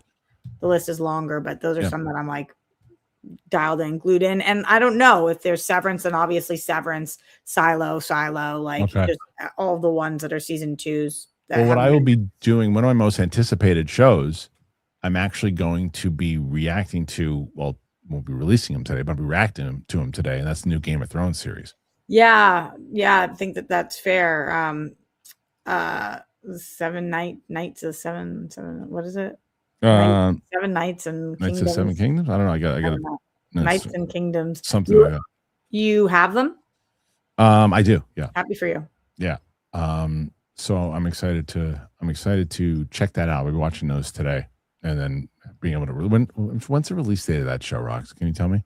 I think it's February, but let me look. Really, I thought it was January. Okay. It might be. All right. Well, I'll find it. Considering I don't even know the name of it. All right, let's see. Argo. Oh, no, it's January 18th. January 18th. Okay. Perfect. A Knight of the Seven Kingdoms. Okay, good. And it takes place it's like 90 years before Game of Thrones. Arago, to prep for the Odyssey movie, will you be rewatching, reacting to the Troy movie with Brad Pitt? Maybe. I'm sure somebody on my team hasn't seen it. I have said my team now. I'm very excited about the team that I have, because a lot of them I can find a movie like that I guarantee you I guarantee you Ming hasn't seen that. Sam probably hasn't seen it. Can I ask you what the relevance of this is? Well, you got the Iliad and Troy. It's right, but why the Brad Pitt Troy movie? Like that's probably because it's you got I don't know if Achilles is going to be in. I think it takes place after. Okay, but maybe because of just like algorithm-wise getting in the vibe. Yeah, I think so. I think because I think that they have are they using the Trojan horse for this? I'm not sure what he's covering. I'm not sure what he's covering. We'll see. So, okay, all right, guys. My wife. I said, how is she doing? She said she's sniffly. I said, is it bad or recoverable? And she said, I think we have a shot. A shot is better than no shot. Yeah, that's true. Okay. Can kids take coldies? What? Can kids take coldies? Not to that. No, but look, I'll stay in the damn hotel with her for 2 days. If she's recovering, I'll just hang out and eat room service with her. And as long as her ears are okay to fly. Right. That's all I want to make sure. If she's able to, be on the plane. All right. CB, the legend. Campus at a source told him the whole Doomsday movie mentioned Marvel is hiding a lot of stuff, and he's convinced it'll make over $2 billion now. I mean, he's got pretty good sources, so I'd say that could be something. Told him the whole movie. That's great. Yeah, he's got inside sources, and he is locked into Marvel. But So somebody telling you the whole movie. he likes that kind of stuff, though.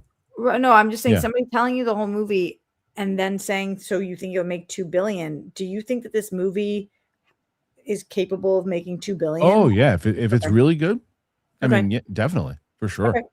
There's But a repeat viewing. Okay. easy, not easy, but capable. Yeah. Okay. I mean, in the same way. Look, I didn't. That was one of the reasons I was bummed about missing yesterday's show. Right? I had told Roka and I had this whole conversation about Avatar, and then more so the Sydney Sweeney movie. I said, because he's like, oh, it's a bomb. I said, you can't call it a bomb yet because it is December 20. I mean, the next week is Christmas, and drop-offs are usually not that steep in week 2 because of Christmas. That movie now, the Sydney Sweeney one, is making a profit, and it didn't have much of a drop-off. Avatar had hardly any drop-off at all. And it's already at like 730 million already in week 2. So you were sad to miss the show because you wanted to rub Roka's face in it. Yes. Yes. No, but more so have the conversation about it, because I like talking box office with him. But it's just but my point with all that is that I still, after week 1, I said, I don't know if the 2 billion is attainable with Avatar 3. I still don't think it is. Mm-hmm. But if it keeps having weeks of small drop-offs like this, can it get past that Christmas week? This week we'll have a drop. How big of a drop is the question. Is it going to cross a bill over, the next week? That's the major question. So, but as far as Doomsday making 2 bill, potential, absolutely. But we got to see how the movie is. Okay. Yeah. Arago, 4512. You see Malcolm in the Middle trailer. Were you a fan? So it wasn't that I was not a fan. I think it was just like a little after my time, maybe. And I would see certain episodes, and I'd see, it was similar to like Seinfeld and other shows where I'm like, every time I watched it, appreciated it, just never went out of my way to watch it. I actually am the same. I've seen a lot of episodes of the show, but Yeah. I have not seen the whole show. And no, I did not see the trailer. No, I saw that there was a trailer. I didn't watch it though. Haskell, what's up, man?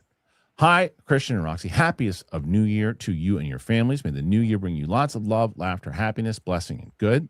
Thank you, Ed. Thank Absolutely you. wonderful. We'll get to the second one in just a moment. Israel Zur, it's great that you're doing Game of Thrones. Very good excuse to revisit them. Loved your reaction when Hodor was in the scene. I'll suffer with you and Sam again. Yeah, Has Sam seen it? No. Okay, No. So the happy accident that we kind of ran into, I think I told you, maybe I thought I told you, maybe I didn't. So I think I did, Roxy. We were watching the Batman, and the weather here was so bad that it knocked out all my lights in my studio. So so instead of watching the Batman again and that happening again, I was like, you know what? I'm going to try something that I was going to try anyway. Yes. Let's watch episode 1 and we'll see if we get through it. We got through 2, and she's like locked in. And then I was like, I don't know if anybody's going to watch it or whatever too. And people watched. People were digging it. But I'll tell you. Yeah, go ahead. Something I think is overrated is the Game of Thrones pilot. So I'm a little surprised that she was locked in. I love the show, but the pilot does not do it for me. Really? Oh yeah, I love the pilot. So, but you know it's so funny. And I addressed this in the, because we had shot episodes 1 through 4 before I released 1 and 2. So what I noticed in the comments for people who are watching it, you got to understand something. I'm watching this again for the first time since I watched it from the beginning. And I do, after being in this space, you and I do, and learn, there are things that I know and other things, and I've got to be so careful of spoilers. And I know, and people are like, don't spoil things. And then there are 2 versions of fans. And I mentioned this in our next video. There's the version of the fan that I really appreciate. And that's like, hey man, let her go through this on her own. Try to hold back. Don't get too excited. Be careful what you say. That's what I would say. Don't ruin it. Be careful. And there's and I will say 85% of those types of comments were that. Then you get 15% that the first part of it is don't understand how reactions work. And I know you deal with this all the time. Why are you talking so much? Why are you talking? Because you stupid asshole. If you don't, you can watch the unedited, and for the unedited, you will get a lot of this. That does not make for a good video in general when you're watching it for the edited pieces. 100%. So what the editors do is they find those moments and they put that there. Stop talking. No, asshole. Go to HBO Max and go watch the episode by yourself in your own farts. So that's part 1. Part 2 is when people then the first version of the good comment of that is the bad version. I'm not going to watch this anymore because you're spoiling stuff. You fucking it. You are no longer going to be able to comment or watch anymore because you are now banned from the channel. Yeah. It's easy for me to do that. But as I said, high percentage of really great, fun comments of people that have been doing that. So we love doing it. It's been a lot of fun. And I love being back in this world. I love being back in Game of Thrones, especially during season 1. She's going to, I got these ready. I got these ready for her. She, the funny thing is that we were supposed to record. Did she see the end of season 1 coming? No, we haven't watched it yet. So we got through 6 episodes so far. We've released 4. We're going to put 5 and 6 out on Friday. And then I won't have one out for a little bit because she was supposed to come in the other day to watch 4 episodes. We're not got the whole rest of the season, but something happened personal on her side. She couldn't do it. And then I tried to get her in today. And she's busy. So once she comes back in, we're going to knock in. But she's like locked in. Cool. Yeah. Okay. So anyway, I'm very happy that people, but I've really been happy with the majority of the audience of the way that they've been responding. It's been nice. A couple turds here and there. Andrew Thomas. Hey, Kristian and Nerdy Roxy with glasses. I am pumped for Avengers Doomsday. I'm giving it a chance. What else can you give it? If you're a fan, you give it a chance. You might think it stinks, but whatever. Derek Johnson in the house. I'm loving what I'm seeing. Serious Thor is best. Agreed. I do wish they had just released a different trailer every 2 weeks instead of putting them in theaters. They're getting leaked anyway now. Yeah, but that's what we're talking about, Derek. It's not really trailers. They're marketing tools that they're just making exclusive first, and then they go gets leaked. Who cares? Yeah. I don't think the intent is for them to really capitalize on YouTube views, even though the YouTube views have not suffered. But in Derek Johnson, we trust. Yes, we do.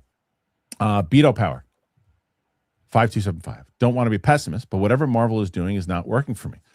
Cap being back landed completely flat. That's not a good sign. Now, that's what I was talking about before. That comment, okay, totally fair. He's pessimistic about it. It's not working for him. And he just thinks it, to him, not a good sign. Didn't work. That's basically what you're saying with Coy and everything too. That to me, I can't argue with you. I hope you're wrong, but I can't argue with you. Go back to Haskell's part 2. Where is it? Fortune, farts, and porn. Where the hell? I'm not there yet. Above sexy Andrew. Hold on. See, Remember we read Haskell's part 1, then there's Arago, then there was Israel, now there's Haskell part 2. So weird. I don't know how you're seeing this because I'm not. Are you seeing it on the YouTube channel? Or are you seeing it on? You're seeing it on the thing. Are you looking at the starred? Oh no, I got it. All right. See, it says starred. It's different. I feel like sometimes I miss stuff, but let's hold on. I can do it. I can get it. I'll just do it this way. Malcolm in the middle. Oh, there it is. Okay, Haskell. Fortune, farts, and porn battles. Would you like to see Marvel keep dropping new teasers every week after the 4th drops? It'd keep fans talking. I mean, how much are they going to be able to show until is too much is too much? I think it would be too much. Yeah. Yeah, I don't want to see the whole movie. I don't want to see the whole thing either. Yeah. CB, the legend. Campa also said it made his excitement level go up 10 times. He moved Doomsday to number 1 on his 2026 list. Okay. Cool. Yeah. I mean, look, like I said, he's not the easiest person to get excited about it if he's not already locked into potential stories. So I take what he says. Just another man who doesn't know my name. Is that true? You don't know that? No, I didn't know that. You don't know that after working for him for quite some time? Oh, that was back. I bet you that would change it.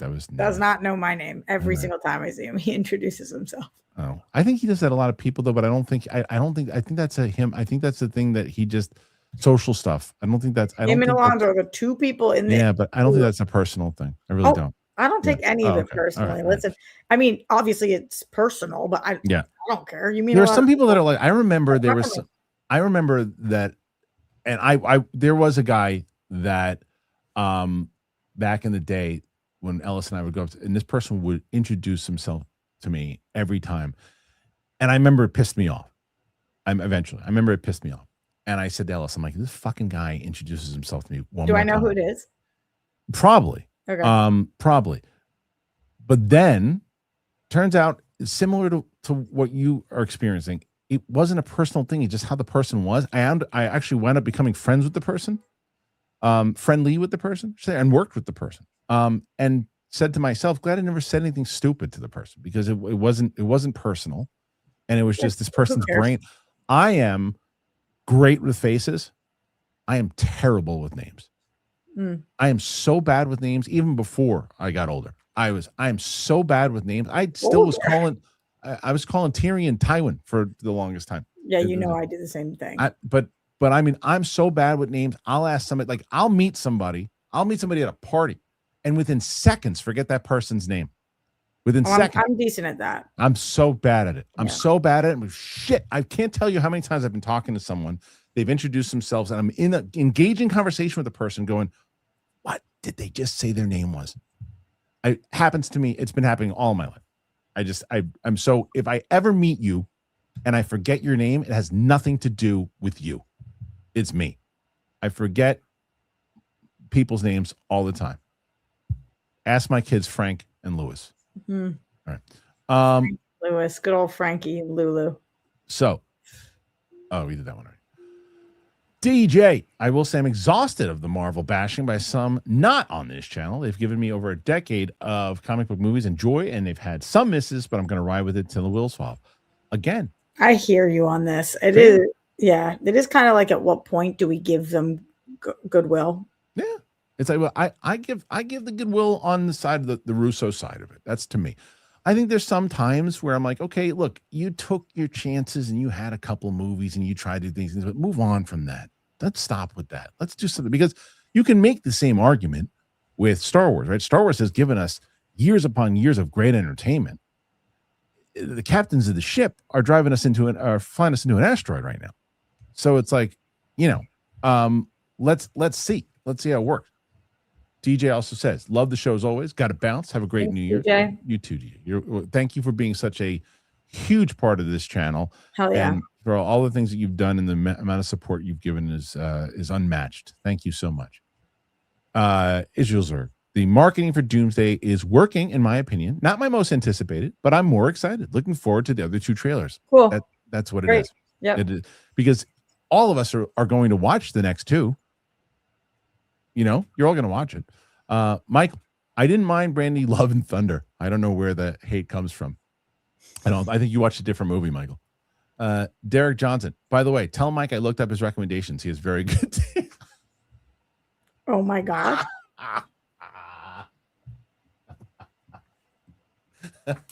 Okay. I hope you had a really fun night, Derek. I will absolutely tell him that. Well, that Roxy, we clipped it out on the Clips channel. If you have time to watch that clip out, I will look. It's one of the funniest things that we've had in a bit. Like it was pretty funny. That's hilarious. Mike, Joanna Angel lives in New York. Interview her. I guess that's another one that I don't know. I don't know Joanna Angel, but I'll look it up. Yeah, the amount of names that popped in there. Israel.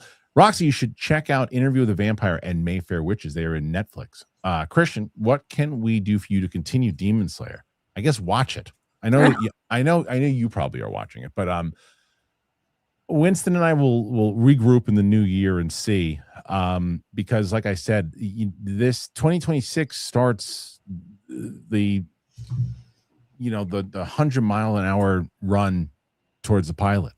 It's like, this is when it all, because right now we're in like the slow New Year's Eve, everybody's off type thing. And I already have something in LA that I'm going back for, to meet with the director and the producer and my writing partner. And we're doing something. And then I got to go back here. And then so I do ask people who are avid watchers of the live show also, please trust in my co-hosts. Also, there's going to be a couple of times that I'm going to be out and there's going to be times that I'm not going to be here, but it's for a good cause also, and they're great. And so, when you're asking that, because sometimes people go, "Oh, this is SCN all over again. He's gonna be gone." I'm like, I'm working towards stuff to build out this channel and help everybody else.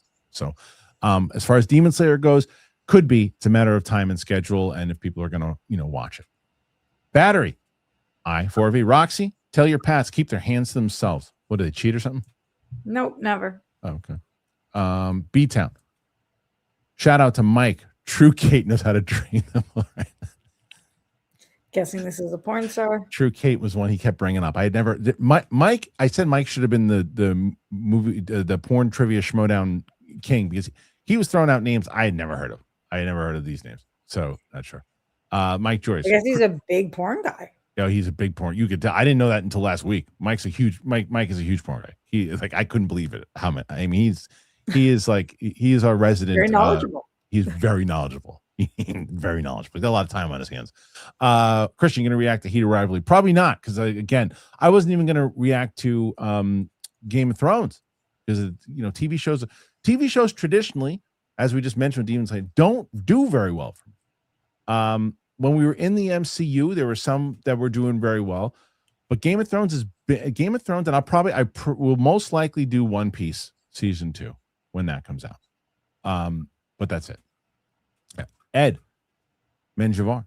I figure I'd join Roxy was on, because always says my name correctly, even when a lot of Brooke don't, but maybe others don't, but I'm a huge fan of every show back in your Colliders. Thank you, Ed. Very kind of you. That I would have said it how you did, Ed Menjivar. Yeah. I think there was an autocorrect on the Brooke part, but no. But how do you pronounce Ed Menjivar? That's what I would have said, Ed Menjivar. Oh, okay. I thought that's how you say it. Hank Pym, is the end of the year Dan and Roka show? No, it's not, unfortunately. Because I reached out to Dan. I reached out to him a little too late. He was already out of town. He was very willing to do it and find some time for us to do it. We just couldn't find the time this year, so we'll have to pick it back up next year. Unfortunately, we couldn't do it. Mirza, Serenity Moon. Yes, Roxy and Katie Sackhoff's podcast is awesome. My bestie Katie. I got MCU. I got the DC. What was it? The Marvel movie news. The DC movie news. I got the Katie Sackhoff show. Creation under my belt. Yes, you do. That's right. Mike, Movies Madness. Here's my top 10 of 2025. Life of Chuck. Liked it. Wasn't on my top 10. F1, Superman, Companion, Thunderbolts, Predator, Badlands, Black Phone 2, Wake Up Dead Man, Roofman, One Battle After Another, Sinners, Weapons, Hamnet. I will tell you, Roxy, from this list, Mike and I share a lot of movies on our top 10. There's a lot of movies on my top 10 that are on Mike's. Haskell.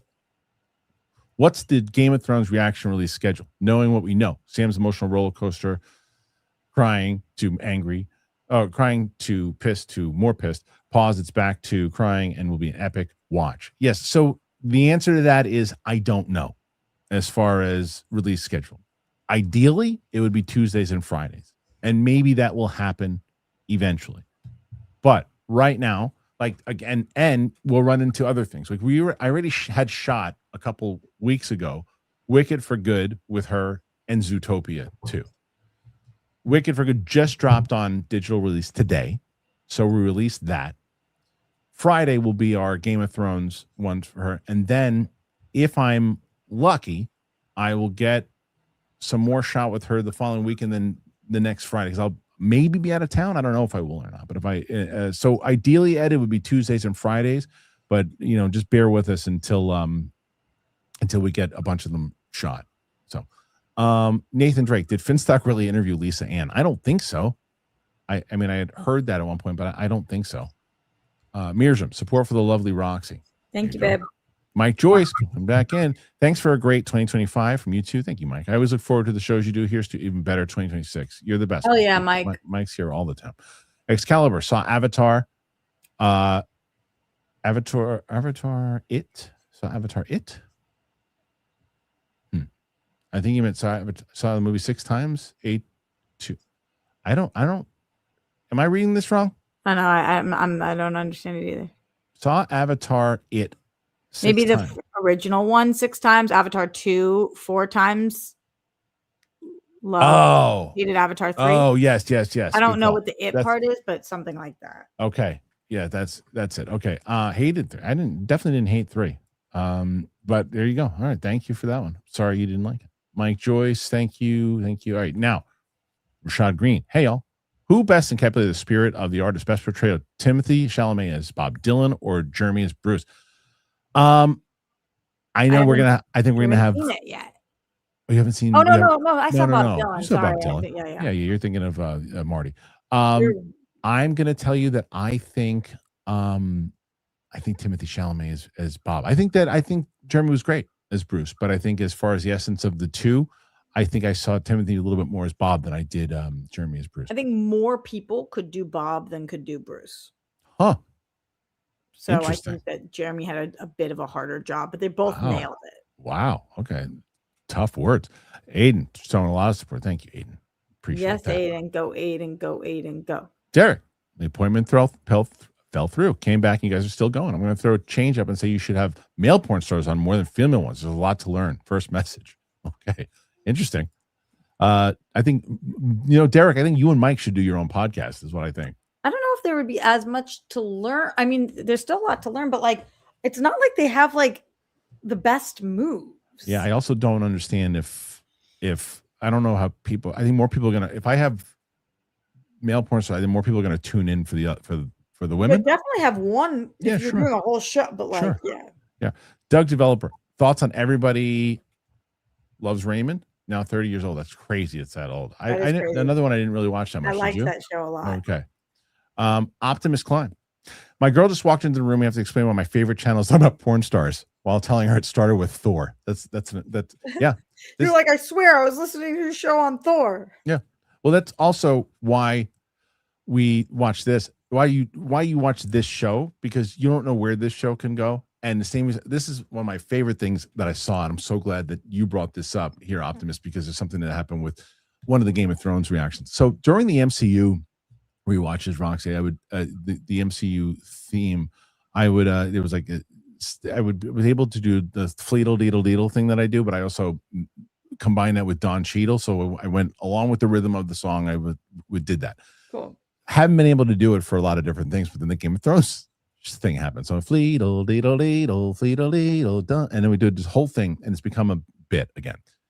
So this one guy writes, my girlfriend hates the fleetle deedle Don Cheadle thing so much and doesn't watch this channel and doesn't know, so she doesn't get it and hates it even more when I sing it. And I said, that's why I do this. That's like, I want, please, in the middle of coffee shop or wherever you're with your family, just have Cheadle, fleetle deedle deedle deedle Cheadle deedle. Go Aiden, Thank you, Aiden. DJ. The reason I say this is because any man who watched porn hasn't taken a trick, tip, or position from male porn star is definitely lying. Well, there you go. I actually very much so caution you against this. Well, maybe what about some skills? Some, but I will say this.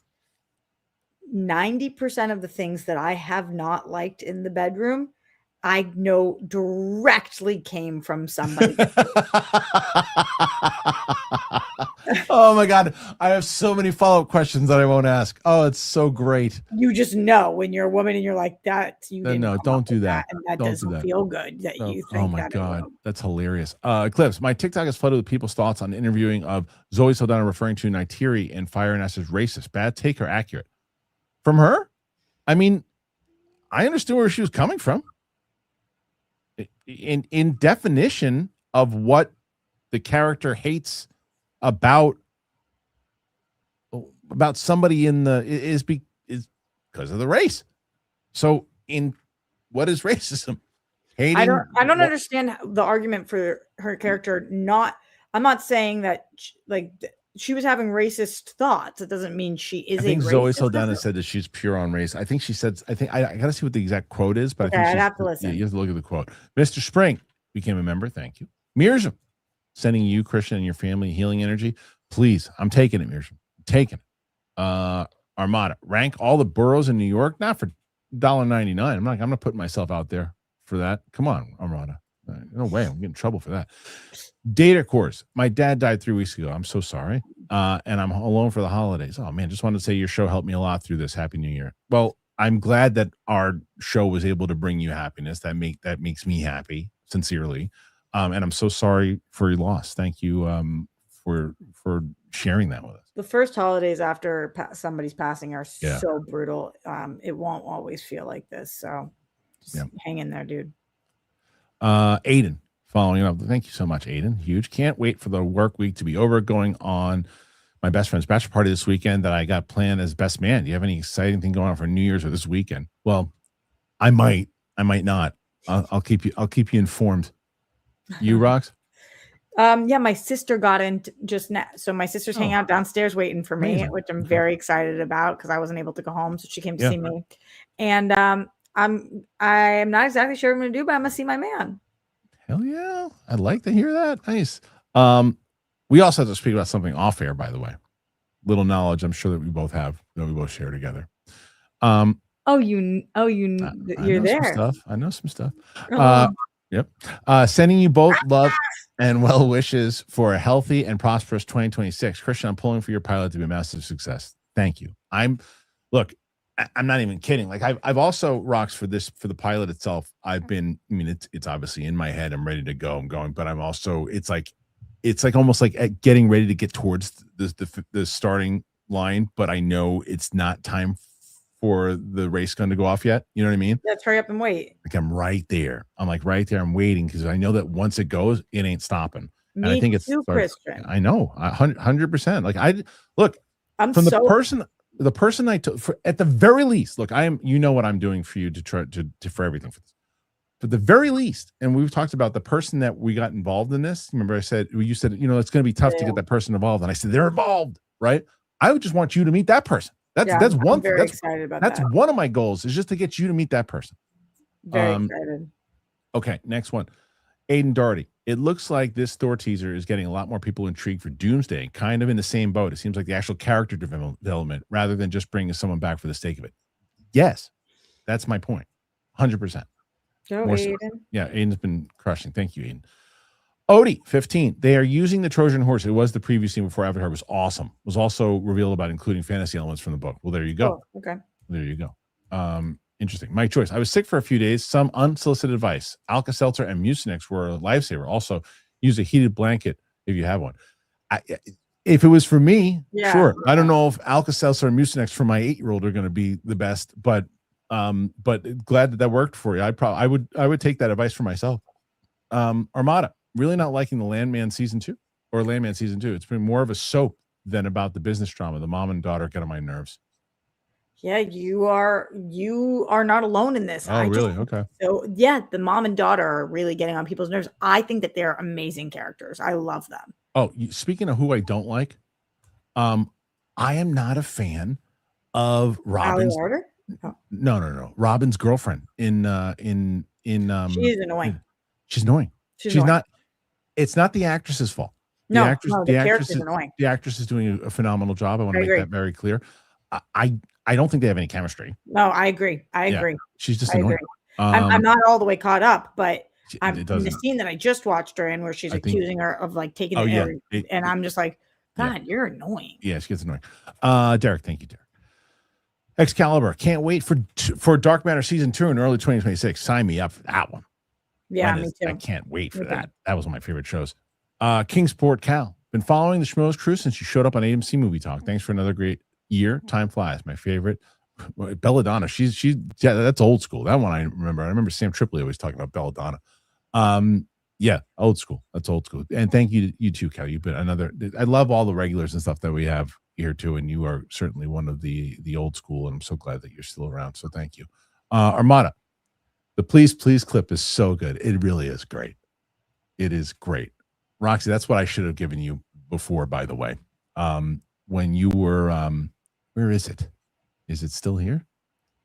Oh my God, did we get rid of it? I don't know, Kristian, but you got a barrel. Oh, I got it. So you when you were talking earlier about, giving you a heads up and all that stuff, can we reenact that for a second? Yeah, this will be fun. Yeah, go ahead. So, did you think about shooting me a text that I wasn't going to be hosting the show? I had things going on, Roxy. I had things going on. Okay, but like no time for text. Please, please, please.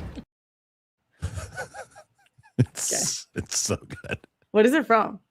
It's a outtake from that movie House, or The House. Oh, yeah, okay. It's the best. Fiona George, 95. I will say I did like this new teaser, and I've tried to avoid the leaks, but it does have me intrigued for Doomsday. I think they did their job. Armada, Villeneuve watch-alongs with Sam in 2026 might be Ming. Sam's gonna be busy, man. Sam's gonna be really tied up. Game of Thrones, Star Wars, Harry Potter, X-Men. Franchise. Yes, she's gonna be tied up. Rhaegors, got to be honest, my hype level for Doomsday is the lowest it's been for a project at MCU. Rehashing old characters and abandoning Shang-Chi, Ms. Marvel, Kate Bishop. Have faith in your product, Disney. I'll agree with. I'll understand the first part of it. Abandoning Shang-Chi, you don't know yet. You haven't seen Ms. Marvel, Kate Bishop. Have faith in your product. I wouldn't have faith in my product right now if I was them. And nobody's responding to it. So what I will say to agree though is that I do hope that we move forward with Kate Bishop, Miss Marvel. I hope that we don't just get rid of them completely, but have faith in your product. I wouldn't have faith in my product right now. It's not working. Derek Johnson, what are your top 5 female action stars? They have to be more in one franchise. Michelle Yeoh, Cynthia Rothrock, Mila Jovovich, Pam Grier, Katie Sackhoff. You mean if I'm be more than one franchise, because Emily Blunt is my favorite. And how do you not put Sigourney Weaver in there? Sigourney Weaver. Oh yeah, you just mean of all time, right? I'm thinking of right now. Well, Emily Blunt. That's what I said. Oh, you said Emily Blunt. Okay, that's the only thing I said. Oh, okay, sorry. Yeah, I don't know. I got it. Angelina Jolie is a great action star as well. Sure. Let's think. Angelina Jolie is pretty good. Yeah. Of all time, though. Yeah, I'd have to think more. The top 5 ones are hard on the go. Thank you, support DJ. Derek. Thank you, Derek. Harv's K, Demon Slayer. Maybe just rewatch the remaining seasons on your own, then get back together, Winston, and react to the Infinity Castle movie. I don't know. A lot of time to be. Yeah, it's a lot of time to do it on my own and not to at least try. And I like watching them with Winston. I like watching the show. So I don't know. I haven't made a decision yet. Again, it's another thing I'm going to be thinking about in a couple of weeks. Derek, more support. Thank you. We're almost at that 100 there, Rocks. I am 2-Fly Cam. Diggs busy catching hands instead of the ball. There you go. More Patriot talk. Did you? Yeah. Wow. Okay. Yeah, I didn't see it. I didn't watch it. John DX Dragon. Kristian, do you think 2026 films will be better received given all the anticipation coming compared to 2025 that had some disappointments? Potentially. I mean, there's more.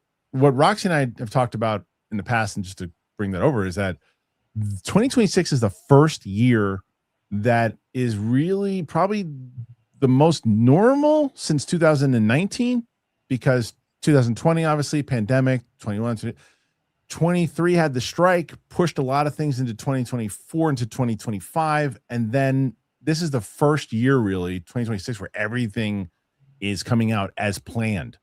And there's tons of new stuff coming. So I think 2026 has a good shot to be pretty spectacular. Right, Rox? Yeah, I definitely agree with you. Just because it's come up twice on the show, and so I want people to know that I obviously know what they're talking about because it dropped this morning. For you who clearly don't know about this, Kristian, is that Stephon Diggs was accused of with a strangulation charge this morning. So they keep your hands to yourself, and that like Cardi's already come out and said no. He said no, so it's an accusation, but that is what the references are to. Okay. Anyway, keep it pushing. Okay, good. Thanks for letting me know. Israel Zerg, Sam will be great to react to One Piece. There's no way I'm going to be able to do that, especially what's coming. Please make her watch first season. I can, Israel. I'm going to be doing it by myself. There's only, like I said, I barely have enough time with her right now as it is. If I could, I would hire Sam to quit her job and work here all day long, because I would just give her tons and tons of shit to watch, and it would be great. But I can't. So, Fiona George, what's your most anticipated 2026 movies? Well, watch my list on Thursday. Yeah.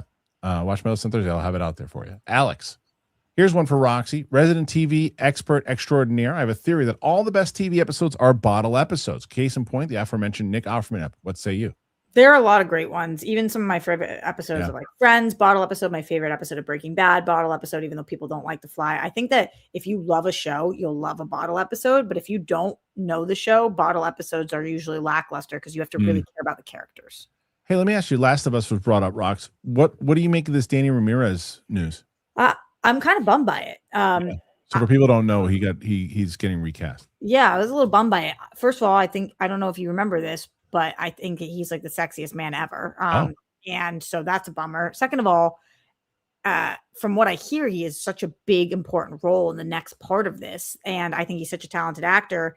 And it's always difficult to like just recast somebody, the chemistry, the whatever. So people are already skeptical about this next season. I believe like people like Steph Sabrov said that they're literally not going to watch anymore. Are you buying the scheduling thing, or do you think he said no? The show. I'm really not buying the scheduling thing because it's not like The Last of Us schedule changed. So when he signed on, he would have known. Right. So I'm not exactly sure.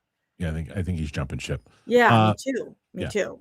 Fiona, support. He's really hot right now. So and is he getting too big for his britches, or is he making a smart move? That's another question. I don't know. There might be another offer that's literally on the table. Maybe. Yeah. Well, look, guy. It could have something to do with Marvel. I don't know. Jessica Alba said, "Hey, don't worry about it. Don't do it." He said, "All right." Have you seen Netflix Man on the Inside? It's good. No, you, Rox? What is that? Man on the Inside is the show that I've talked. Oh, yes. The one you told me you talk about all the time. Yeah, you talk really about all the time. like That's a Ted Danson one you talk exactly. About. Yeah, you love that show. Yeah, really I have not seen it. Joey Pedras, hope you all have a happy New Year. Looking forward to getting your show made in the New Year. That is what a kind thing to say. Thank you, Joey. We're gonna get it made. We are. I can't wait to introduce the team, and we're finally. That's one of my most anticipated things, to introduce everybody who's involved. I can't wait for that. Support Fiona. Support. Thank you. J Rod. Why I'm on the fence with Marvel is the fact they introduce so many characters and we never hear from them again. Fair. I understand that fear. Yeah, we're never going to see Hulk's kid ever again. Fiona George, thank you. Derek, anyone heard anything about the Highlander remake on Voltron? Remake both with Henry Cavill. I know that I think the Voltron one is coming out still, but no, I haven't heard anything about the Highlander one. I'm interested about that one. More from Fiona. Thank you, Fiona. Excalibur, Avatar, and It crossover. Duh, you didn't see it. It was great, fantastic. In theaters, clowns. That's great. In theaters, got to stay inside. I know, fart spray, just playing. I did not know that IT was in theaters. It was good. That was good. Clowns. Very good use of clowns. Ming uses clowns all the time. Happy New Year. Varied Geek. I want somebody to make a supercut of all the screams that happen in the beginning of the Ming reactions. I hope that people will do that. Got to wait for the movie, but a big thing I love about Doom is his relationship with Mr. Fantastic, especially in the Secret Wars comic. Hope they nail that aspect. I feel like you and a lot of people. Yeah, I feel like they will. Armada. I remember when Kristian Roka did that video where they covered Lisa Ann getting kicked out of Matt Rife show last year. Yes, and it was one of our highest streams. It was one of our highest watched streams when we led with that story. Wow. LJ Films, all the best legends. Thank you. Mwah. Gerard, have you heard of the James Stewart biopic starring KJ Appa Riverdale? Trailer looks interesting. He sounds just like James Stewart. I heard about it. I didn't see it though. KJ Appa is doing some weird stuff right now. He's got like a whole side character that he's called Mr. Fantastic or something, Mr. something. He's like putting on a face. He's doing a lot of interesting stuff right now. He's clearly trying to rebrand out of the Riverdale bubble. Yeah. And I think he's doing a really good job of it. Haskell, my heart breaks for Data, and I get it. My mom died a week before Christmas in 2020. It took me months to start getting out of my fund. Nothing helped until watching AMC Movie Talk with Campy the first time. That's pretty cool. Nice. That's pretty cool. Him and that show was a lifesaver for me. A few months later, found you and Mark and been with all you since. What a great community. Yeah, to share that. You guys talking to each other, and that's really cute. That's really cool. Thank you. Brad, that was nice. Ryan Michael R. Big House of Dragon spoiler in season 3, episode 4. I know it. It's Joffrey. I know it is. And it sucks, but I've seen it and I remember it. What? So there's a scene in Game of Thrones where Joffrey is going through the history of the Seven Kingdoms, and he spoils something that happens in the events of House of the Dragon. That you're just not gonna be able to avoid because it's history and it's what happened. So if you're watching the series, if you go back and you do a rewatch, you'll know what happens in House of the Dragon. So I already know. So I'll be prepared for that to happen again. Yeah, don't rewatch it. Yeah. Yeah. Nathan Drake, did you see that James Cameron on Michael Bean's podcast? It was so good. Cameron talking about how much he hated Alien 3. No, I'd love to see it though. And I assume that Michael Bean started his podcast because of the success that he had on like Michael Rosenbaum's podcast. Because it was so good, and then he started getting a lot of attention for it. So I'm assuming that's why he started, and he should. I think this is the last one. Joe for show, fire and cash, baby. It's funny. Oh wait, no, there isn't. Yeah, I think it was the last one. I believe so. Let's double check. No, I see another. You see another? Yeah, I'm too flat cam. Let me see. Did that just come in just now? Now I see another. Oh, all right. Hold on. I'm getting to the bottom of this. I got you. I am too fly cam says Game of Thrones universe or Lord of the Rings. You gonna watch from Roxy? Oh, I'm not gonna watch from until I get MGM Plus, and there's got to be more reasons to get it. I know it's supposed to be one of the best shows on TV. Game of Thrones or Lord of the Rings, Kristian?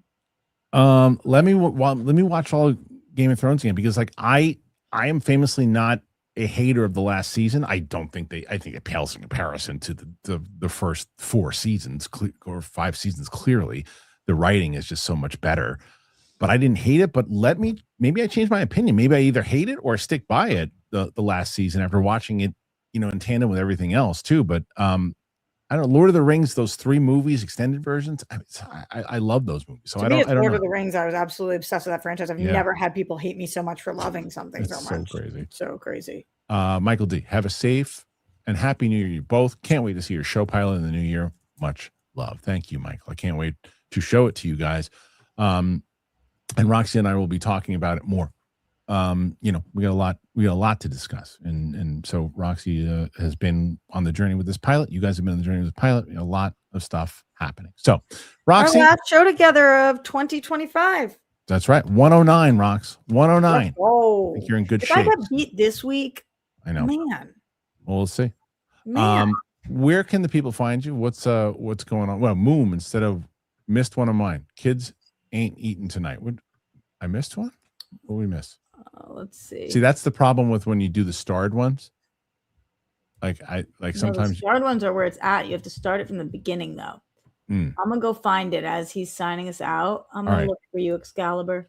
You see if you can find it, Rox. But 110 is what we're looking at. I'll give a sign off while you do that. All right. So again, this is officially my last live show for the year. Tomorrow we will not be doing a live show, but I will have my top 10 best movies of the year. I really hope you guys watch it. I put a lot of effort into it. I really wanted to go and give you guys a solid list, and I hope that you enjoy it.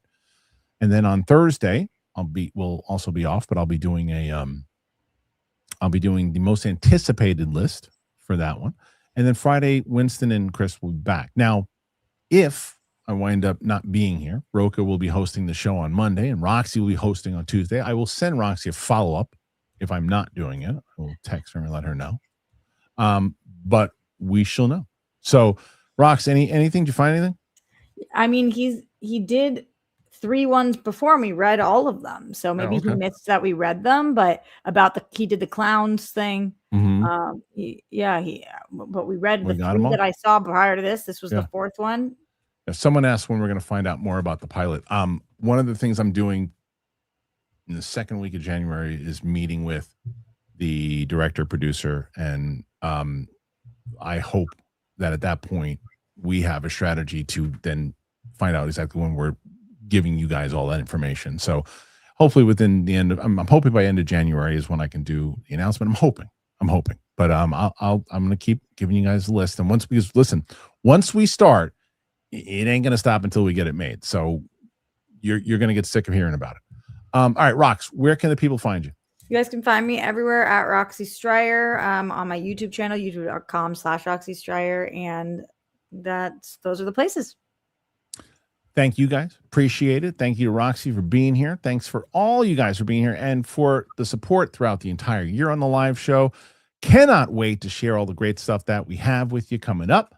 So we will see you guys on the flip side, Spotify, all that stuff and more. Thanks again. Thank you to Roxy, and we will see you soon. Please, please, please.